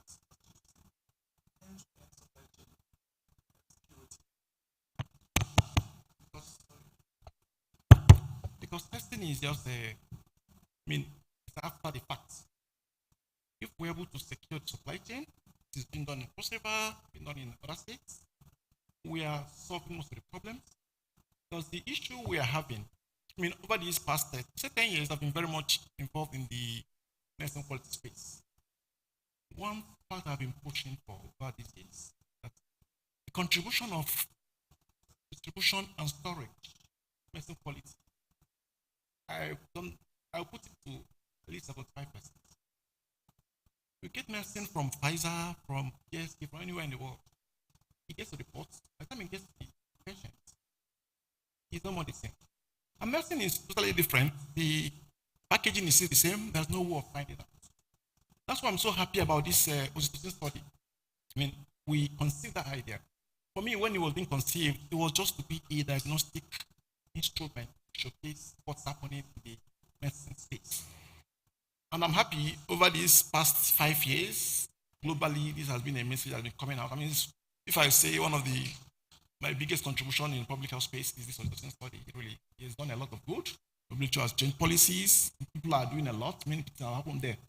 And also talking about this oxytocin study, some years ago, the NC of TB program. She approached me, we're talking about medicine quality. She told me that people who are on TB medicines are not getting better. What's going on? They're taking the medicines. I mean, everything was being done. I asked her, Madam, what is happening to your warehouse? Because when we did a study some years before, we picked samples from central medical stores, and I told her, we picked samples from this site, and we saw your products there too. And temperature there sometimes 30 degrees. I mean, really, the whole conversation, I'm so happy is happening, is that push people to understand medicine quality is beyond manufacturing. Because manufacturing is over-regulated. Now that will come, PCN will come, they all go there, harass them, regulation. Afterwards, once he leaves that manufacturing site, nothing happens. People import medicines in this country, it stays like 2-3 months in the port. No means of securing it. So really, as we bring this up, I want us to raise that discussion to the fact that medicine supply and distribution and storage is so key. That's why what Chibuzo and partners and Bloom, what we are doing, is so innovative, to have manufacturers deliver at a site where it can be secured, so that people who manage this supply chain know what's going on with these products until it gets to the last mile, the patient who takes it. Because this is something that has, over the years, sorry, I'm trying to, a lot of things in my head, how to make it happen in a few minutes. Over the years, to say ignorance, even those who are involved in supply chain, I mean, big partners, big donors, when we talk with them, you see, there is very little understanding of how medicines work. They just focus on moving it, pushing it. And sometimes, what is even a bit funny is that people will just get these medicines and leave it outside the cold chain system for a while and put it back there. I mean, it's so funny. It's already damaged, it's already poor quality, there's nothing you can do again with it. So, back to your question. The lab system, yes. But beyond the lab system, we need to make sure that supply chain is secure. And one good thing that's happening with what Azuka has been doing, everybody has been doing, to get manufacturers to be part of this system. Several years ago, when the UN Life Saving Commission came up with these 14 products, and we chose a few that can be manufactured in Nigeria, oxytocin, chlorhexidine, Maxoff, I mean, a few of them. So as USP lead in Nigeria, we try to help manufacturers produce them in good quality. They spend time, these guys spent money to improve their quality, and that's when it started occurring to me. We spend so much energy and time improving quality of manufacturing. Nothing is happening. So this engagement, I want us to, my idea is we're going to move this discussion to a different level. What is happening with storage and distribution? That is why all those things happening in the supply chain field, with the drug field, with Zipline, with Bloom, with ARC, we have to see the importance. When we did the association study, we purposely captured where they were manufactured. We did it on purpose to showcase, to make a case. Also, I thank Health Watch for advocating for this so strongly. I mean, it has been the first story written on this oxytocin was done by Health Watch, and it was amazing. Really, it changed the discussion. So you see, if we don't think of this distribution, we are doing a lot of harm to our country. And by studying oxytocin at the facility level, it was on purpose. What people are missing, what we are trying to bring out from that study, is distribution and storage. Oxytocin is just one case. Every medicine, including malaria, including TB, every medicine thinking of, we need to re-strategize, we need to raise awareness, we need to have regulation to make sure that security of medicines is sure. We cannot, and the worst part of this story is that there is no way lab can solve it. What solves it is systems are putting in place, like what Azuka is doing, what Rockstock is doing, what Bloom is doing, to make sure that we secure the supply chain. And also, really, the one thing I hope we achieve with this is that by the time we empower our manufacturers, we will see how things will change. Really, Bangladesh, country like Nigeria, even worse. Right now, 97% of the drugs they use in country are manufactured locally. They were like us. Nigeria is maybe 25% or less. As a matter of fact, I will thank Kuka, but he's not here. That man is an amazing human being. He's a huge advocate for this country.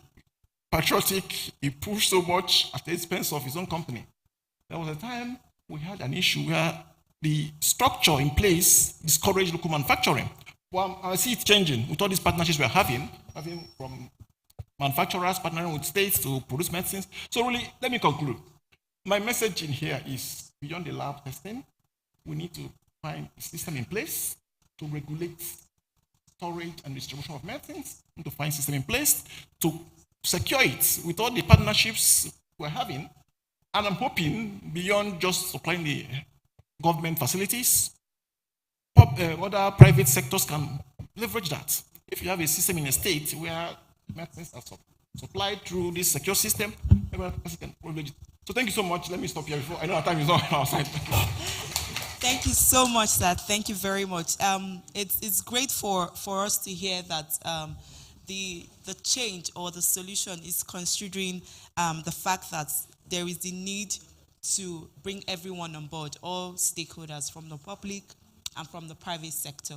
Because using a holistic systems approach will always ensure that loopholes are avoided and all interventions are targeted to the different groups of persons. And Dr. Chuza has a flight to catch, so we'd like you to give your closing remarks, any statement you want to give to us with regards to the theme of today's event. So, I think for me, the key thing today is that the conversation has started, and I think the important thing is to keep the conversation alive. I know you guys are very good at doing that. You guys have an amazing presence in the conversation space in healthcare, and I think it's important to ensure that, you know, these stories are kept alive, and, you know, we particularly pay attention to the salient issues which are driving these numbers. It's insane to think that 1 in 3 of the oxytocin products available on the market are, you know, have issues. And then we have such a huge burden of maternal health. I mean, the correlation is just so easy to see. You don't need to go to statistics school to be able to know that you should do something there. And you know, I think the tool of storytelling that you guys are able to wield so good should be devoted more to pointing out more of these type of interventions that can genuinely impact such a big thing like this. Cardinal to everything that we're doing, however, is getting the supply chain knowledge to come up. It's you know, because the more the conversation starts and the more the knowledge improves, the more there's attention on you know, supply, distribution, and storage. Prior to COVID-19, distribution and storage nobody talked about that. It was not a, you know, permit my French, sexy topic in the healthcare space. You know, if you're not talking to the donors, everybody else is talking about other types of intervention.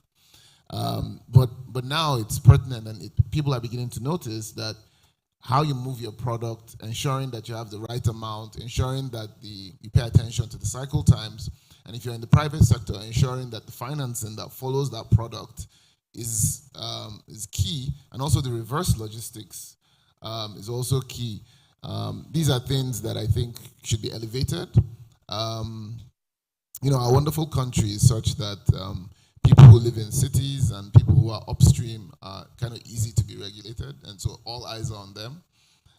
People in the downstream, you know, seriously, when you go to, I'm not trying to scare anybody, right? But, you know, when you see drugs that are cold chain being transported with pure water bag, that has, I mean, we all see these things, like pure water bag that is not even cold.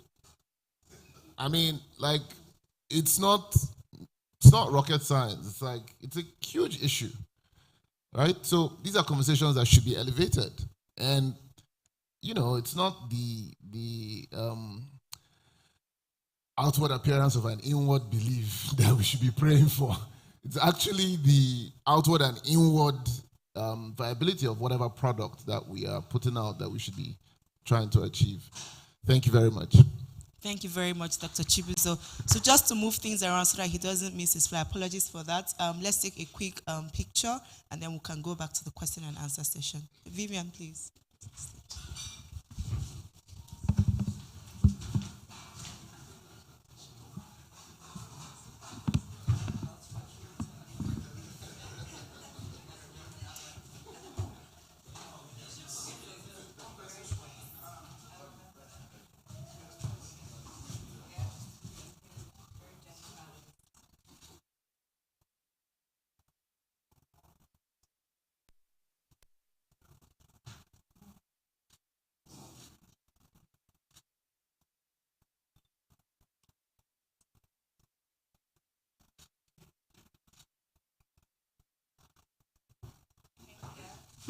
Thank you very much.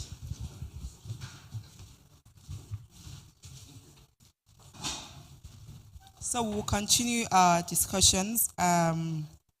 Do we have questions from the audience? Brilliant. So we have two questions. Please, on this table.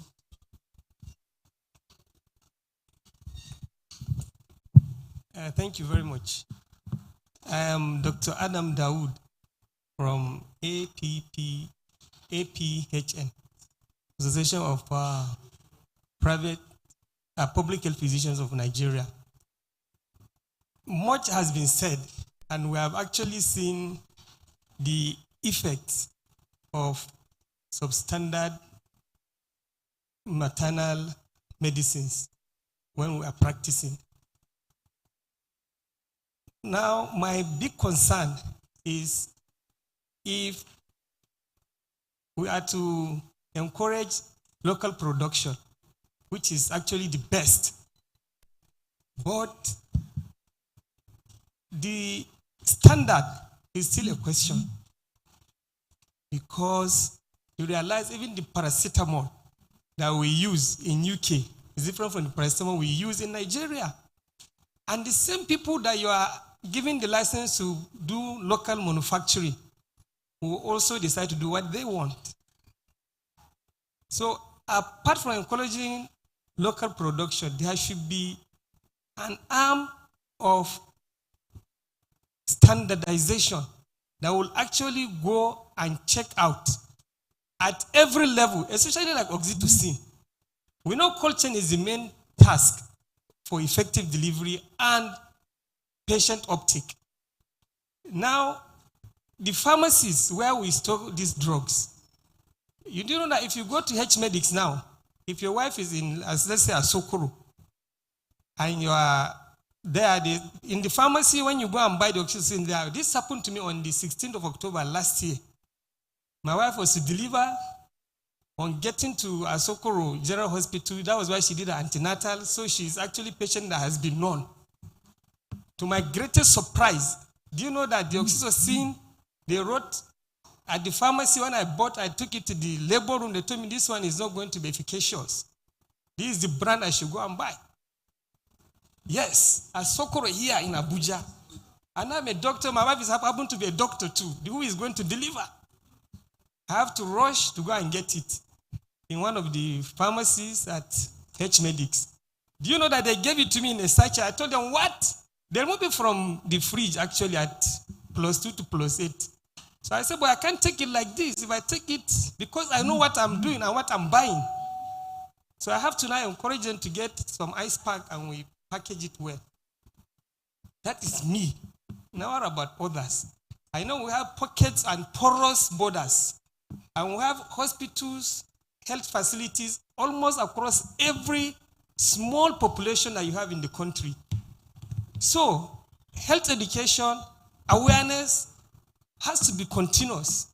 It's a Herculean task we are talking about. We are just trying to rub this issue on the surface, but we have a lot of tasks to follow up before it to be effective, to be very frank. Finally, if even the patent medicine store dealers that have to stock oxytocin because they know it is a drug that is commonly being asked for, they have to be educated too on how to save it and how to give it out when the need arises. Ladies and gentlemen, then the cost, because if they are to supply ice pack for you, they will charge you. We know what we are saying. This is Nigeria. Now, if your model is actually the type that ensures delivery at last mile or at the patient that needs it, if your model is not ensuring effective delivery to that patient in the labor room, ladies and gentlemen, we are still not going to achieve that quality we are looking for. So all this I've said, I want the panelists to actually pack and give us the solution they've been thinking about them, because these are practical issues that we have to actually address before we will actually shake each other and say we've done it. Thank you very much. Thank you so much. One of the things that Dr. Chibuzo said that, kind of is very important is the fact that we're not generally dealing with people that are malicious. It's mostly with people that are unaware. I was happy when Andrea, who is representing the National Product Supply Chain Management Program, is a mouthful, mentioned that their role is standardization. Whenever, and Professor Chimeze here said, it doesn't stop. We have done a lot at manufacturing. We have NAFDAC, we have the other regulators, there are standards that NAFDAC is trying to meet, and we focus a lot there. And if we're to strengthen local manufacturing, it's not necessarily the local manufacturers that we're dealing with, it's the movement down to the patent medical store dealer, is that distribution, the storage. And that's the job of MPSMP. MPSMP is the regulator, in quote, of storage distribution. We must hold MPSMP accountable. Don't tell your madam I said that. But that's the reality. So now, sorry, my glasses keeps. So the major thing that we must ensure we do is, when these issues come up, please, I'm so glad with MPSMP, they are on social media, they are on Twitter. One thing I love about the Nigerian Health Watch is that they are very visible. I know when there was a time they were going to different states, visiting different health facilities, and they will put it up there. I would always watch out and say, my goodness, so people are going to this health facility. They may not know the impact of that visibility, but that was a very strong accountability measure. We must hold MPSMP accountable. When we have those instances, if there are standards, MPSMP should ensure standards are adopted, training people. They must be the one driving this through different, work streams. Not necessarily them. They are the ones coordinating. She said they are in charge of coordination. So I think for everyone to know that it's because we are not aware that that is the role of MPSMP. And then we don't know who to communicate some of those gaps. They are on Twitter or on LinkedIn. We must reach out to Andrea to give us their handle. Please let them know when you have those so that they can act. It's not that having standards, it's who will act on them. Anything that has to do with storage and distribution down to the last mile, MPSMP must make sure that it is standardized. So when we mentioned about, we talk about Yobe model, if it is the right model. One of the things we do with state is to say, what would be your success story? It's not about I'm buying medicines. It's not that I am moving it downstream. So we ask each state, when you sign this MOU, when you are in this issue of change for universal health coverage, what do you want to achieve what would you want everyone to note as your success story? States like Yobe say things, we want to reduce maternal and child health, mortality rates, deaths. When a state is talking about outcomes, then that state must make sure that downstream, they are very aware if the commodity itself is really addressing the need at the end point. So for us, I mean, that's what Professor Chimeze is saying here. I think the states are trying. Again, we must hold our states accountable. My state, Anambra State, when I saw that Professor Soludo had come on board, the school there, NAU, they called me, they said, Madam Azuka, bring that your model, let's go and talk to the new government. And I went and I spoke to the deputy governor. Why? What happened is accountability. Stakeholders in the state said, we need things to work. You, all of us, have a role. If your grandmother, your aunt, your sister is in the village, she does not have access to medicine, and we're here in Abuja going to Asokoro General, hold your commissioner accountable. If there are models that are working, ask them, why are you not adopting those models? We must hold the governance accountable. Thank you. Just add a few points to this. Thank you so much for the point you brought up. I must say that we have to track the progress that we're making. I mean, 5 years ago, it was a different story. Next 10 years is going to be a different story. It's all these systems we are putting in place, knowing that the supply chain is key.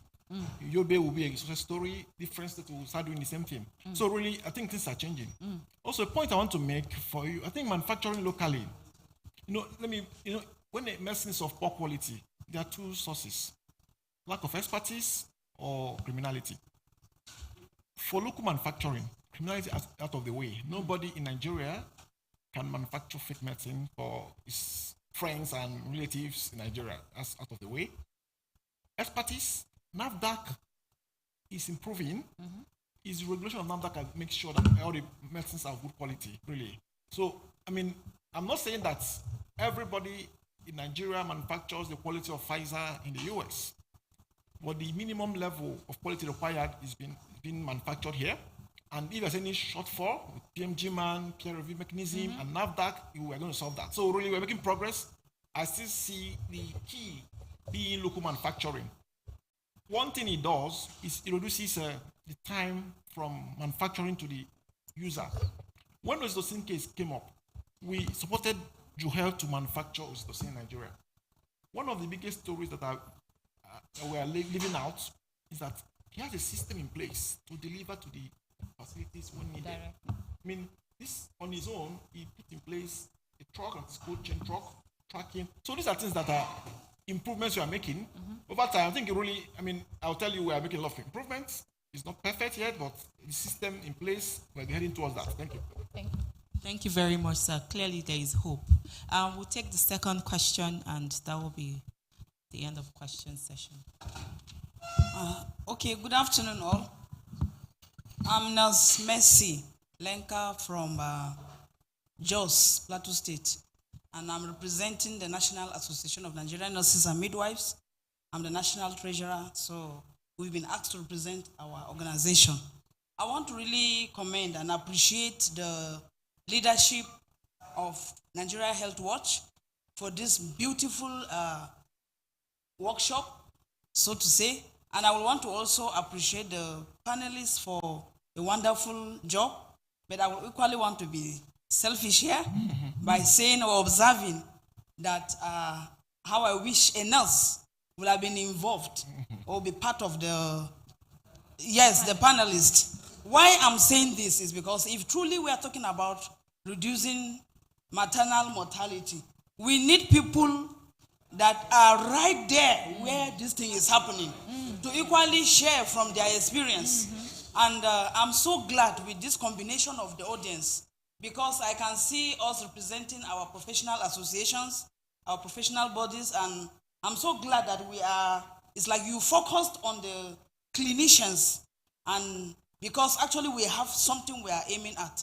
I'm so happy to say that, and I want to say mine will not really be like a question, but maybe a contribution per se, that having listened keenly from the beginning and to this very stage, when we are talking about bridging the quality supply gaps, I know we have dwelt much on the drugs, and I want to appreciate the presenters that have presented very well, but I also want to look at us looking at it at this angle, that we need to bridge this supply of quacks, even at these health facilities, where most of these issues occur. I work with a teaching hospital, but I want to assure you, I'm an accident and emergency trained nurse. We see a lot.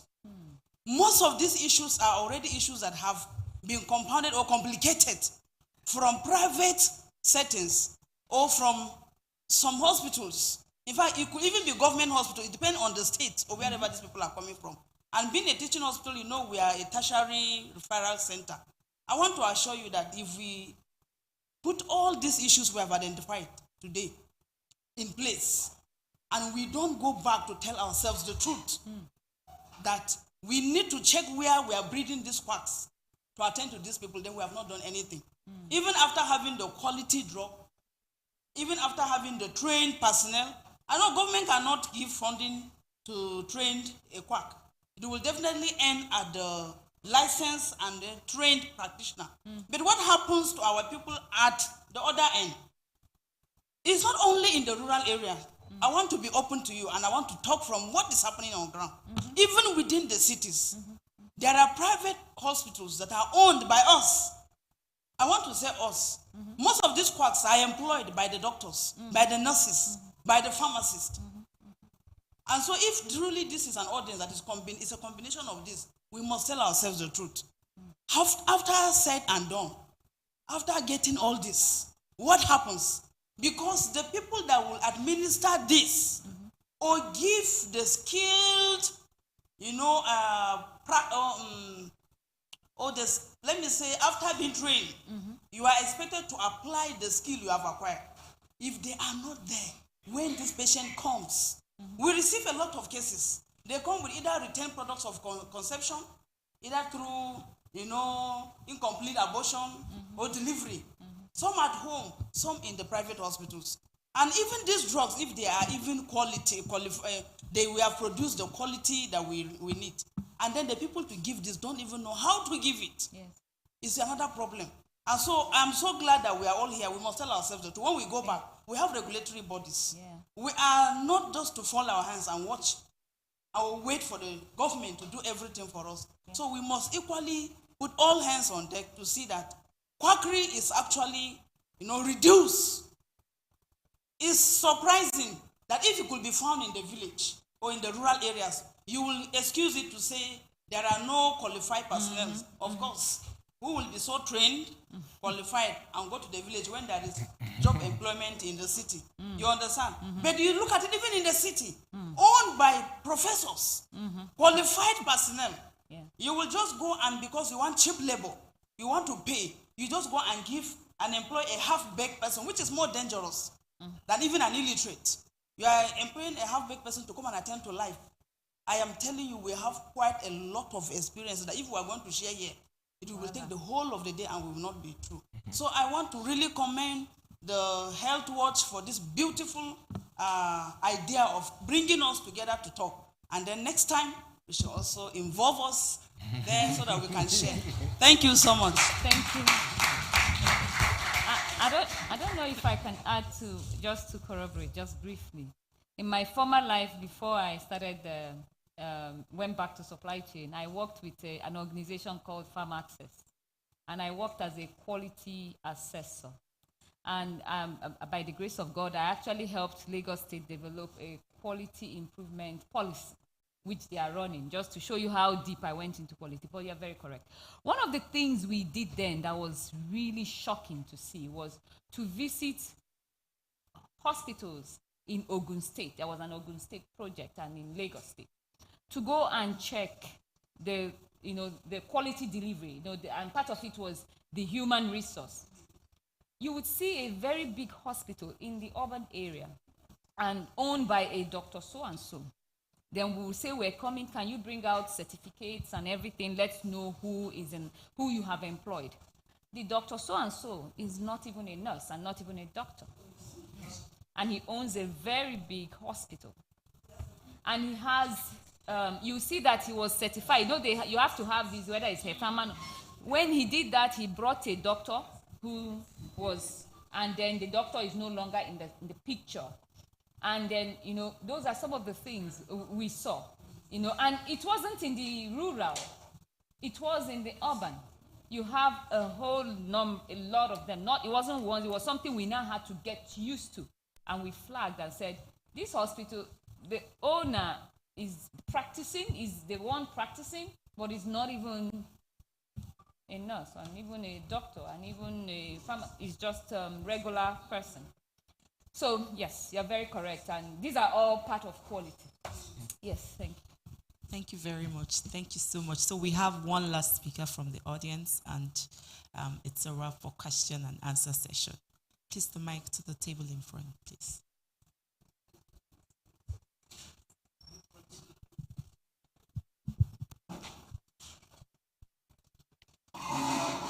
Thank you for the opportunity. My name is Dr. Meziokolo, and I represent Nigerians in diaspora. Azoka was my classmate, so we are in the same environment. I have been around in Nigeria for about a little over a month. And when she was speaking, I couldn't lift up my hands to say anything.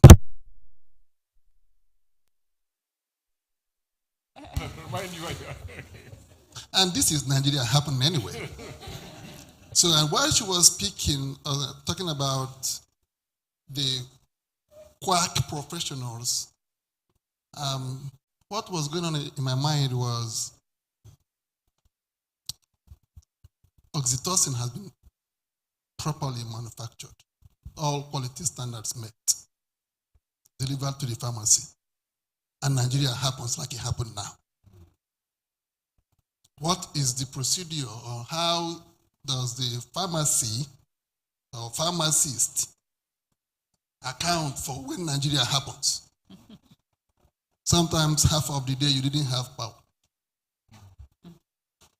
They don't have a standby generator or whatever, however your inverter. I have been gone from Nigeria for 18 years, so I'm trying to come back to Nigeria. And I have been baptized with no power. It's crazy. So how do we account for the quality of the oxytocin in the pharmacy? There was no power for 12 hours. And now she was talking about also quack people. I have taken a leisure trip to about 5 pharmacies in the past 1 month. 2 of them wholesale outfits, the other 3 retail pharmacies. I have practiced in the UK and the US for the past 18 years. So when I went into these ones in Nigeria, I didn't meet any pharmacist. Some of them I spent at least 30 minutes to an hour hanging out, checking their shelf, talking with them, and they have no idea who came and what I'm doing. No pharmacist. And so when he said that they gave him the oxytocin in a nylon paper, that person probably is not even a pharmacist. So, and then I'm coming from where I have to open the door and close it every single day, to where I'm spending a whole hour and there's no pharmacist around. So how do we guarantee quality in that kind of a situation? So now you see Nigeria happening, and you see Nigeria happening also when the pharmacist has gone on his own business somewhere else, and some quack is there, can't even answer any, has no idea the difference between ibuprofen and paracetamol. So how do we address this? Thank you. Thank you so much, sir. That was very insightful. And thank you very much. So you can go back to your seat. Thank you so much. Thank you so much, Dr. Kolo. Yes, as I said, we're making progress gradually. The first time we did the study on oxytocin, we came up with some policies. NAFDAC came up with some policies. 2 years later, we repeated that study. It reduced quite a bit. You see, the regulation of the supply chain is what is lacking, and that's been what I've been advocating for a long time. Really, we have to have that paradigm shift. You are right. If you go to a pharmacy and the person who is there is not qualified, or if there's a temperature break in cold chain, nobody reports it. These are things that will keep happening until we tighten our supply chain regulation. So really, my summary, you are right. We keep doing our bit. Nigerian Health Watch will keep doing a bit until we get people who have the rights, who have the duty to regulate this to happen. You know, since we've finished this study on oxytocin, each time I enter any pharmacy, the first thing I ask for, where is the oxytocin?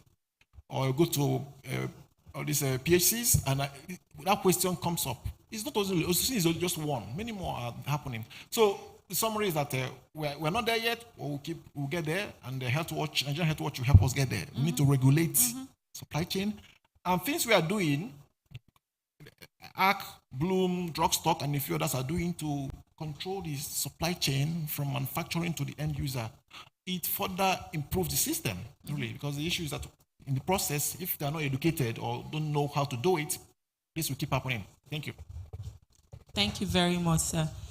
So in summary of all the key points that have come up from today's discussion is essentially equipping people with the knowledge to be able to question the quality of medicines they receive, and also to strengthen PPP across board, where we address issues that has to do with quality and access, as well as a holistic systems approach to whatever intervention we're looking at for distribution and access of medicines to achieve universal health coverage.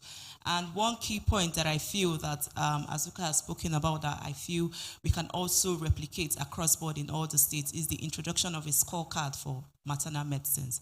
There are so many scorecards established for maternal deaths, for quality improvement, for waste management, but there isn't any yet that exists for maternal medicine. So that's another critical tool that we can introduce in our respective places of work to sort of look at across the supply chain, from the storage conditions to when it gets to the health facility, and who within the health facilities, public hospitals, private hospitals, actually assessing the quality and the storage conditions of these medicines before they accept them to administer to their patients. Thank you very much, sir. You can have your seat, ma'am. Thank you so much. And with that, I will welcome Vivian to the podium. And Vivian is always passionate about health issues that has to do with universal health coverage. And it's a privilege to work with you, Vivian. Thank you.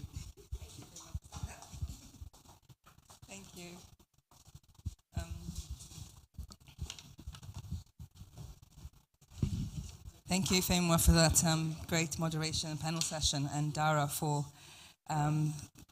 being the MC. I mean, where do I start? First of all, I have to start by saying thank you so much to our panelists for your patience, for your time, for your passion, for coming on time, for spending this time, although we've overrun a bit. I'll start, first of all, with the first panel session. Pharmacist Frank, I think he might have left. But anyway, Pharmacist Frank, who's from PMG Man. Dr. Choma Ejekam, it's deep. Your passion, everybody felt it. You can't say you didn't. It's very clear you're passionate, very, very passionate about the work that you do, and especially the importance of evidence and research to back up policy. We do a lot, we say a lot, but without that evidence, without that research, and we need to see that translated more into policy. So we really need the policymakers to use this evidence to change things. So thank you very much for really, really pushing always with that angle, looking at evidence for action.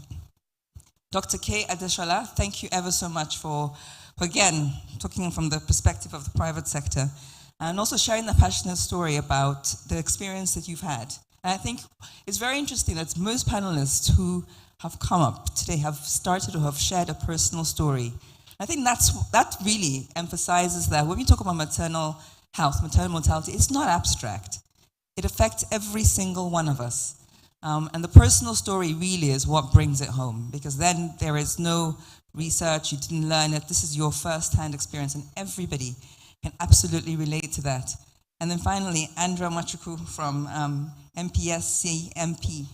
Got that right, I think. Thank you very much for coming and representing pharmacist Olupumi, and also from Ministry of Health. I think it's always good to have government stakeholders, because ultimately we're all working to support the work you're doing in collaboration with private sector, etc. And then from the second panel session, Chipu Zokbara, who unfortunately had to leave, CEO of Drugstock, I think what he's doing is very, very interesting, bringing innovation into a space we may not have assumed it would work, but that innovation really ensures quality and accountability. And of course, Azuka, okay.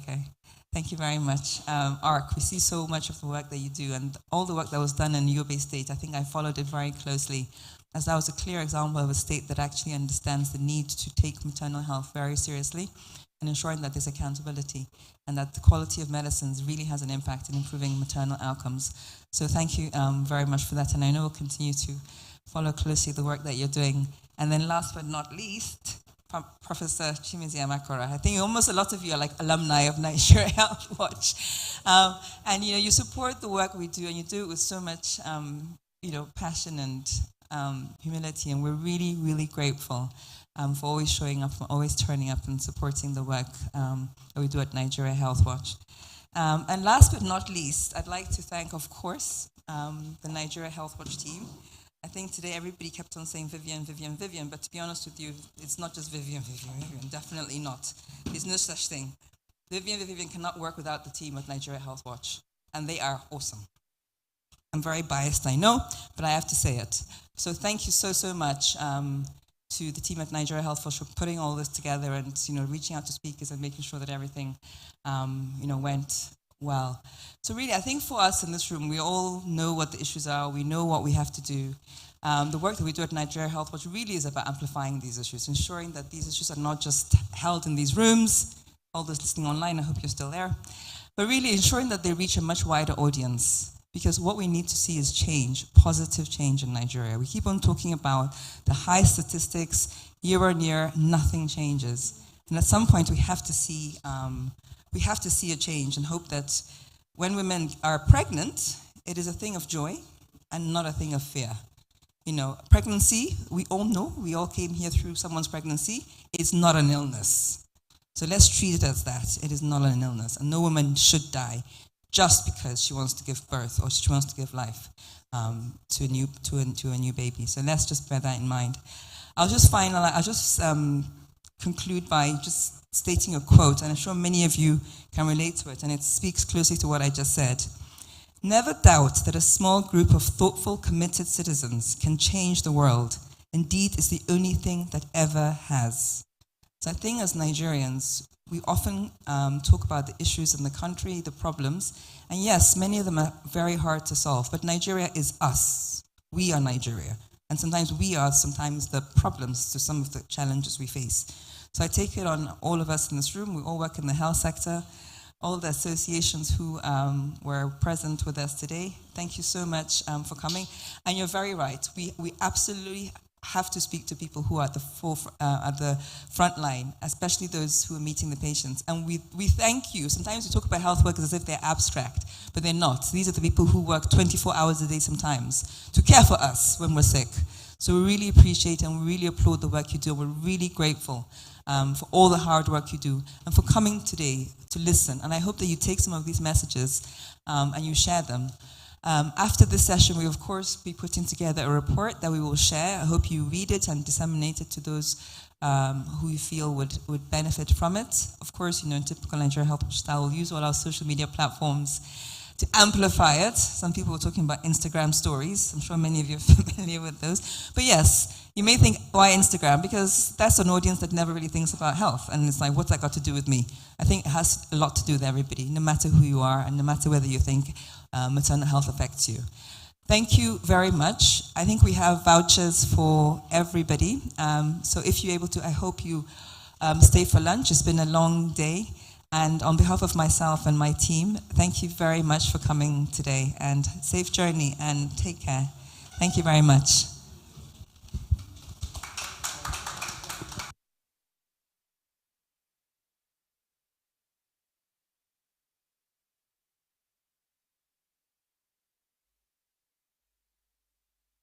Is a non-profit health communication and advocacy organization.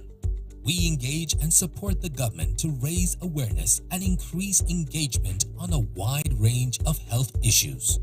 Since our inception in 2014, we We have provided informed commentary. Thank you, everyone. Lunch tickets is being distributed by my colleague at the back, and lunch is served at the restaurant. My colleague will also give directions to the restaurant. Thank you all so much and have a wonderful afternoon. TV, radio, and social media to enable our advocacy efforts. We have used our convening power to organize health policy dialogues, bringing together policymakers and health experts to offer solutions to the many health challenges in the country. Our evidence-based communications and advocacy has focused on health issues ranging from maternal newborns and child health, routine immunization, epidemic preparedness and response, universal health coverage, and nutrition. We have worked with the following development partners. We remain focused on meeting the health information gaps and needs of health professionals and the population in Nigeria.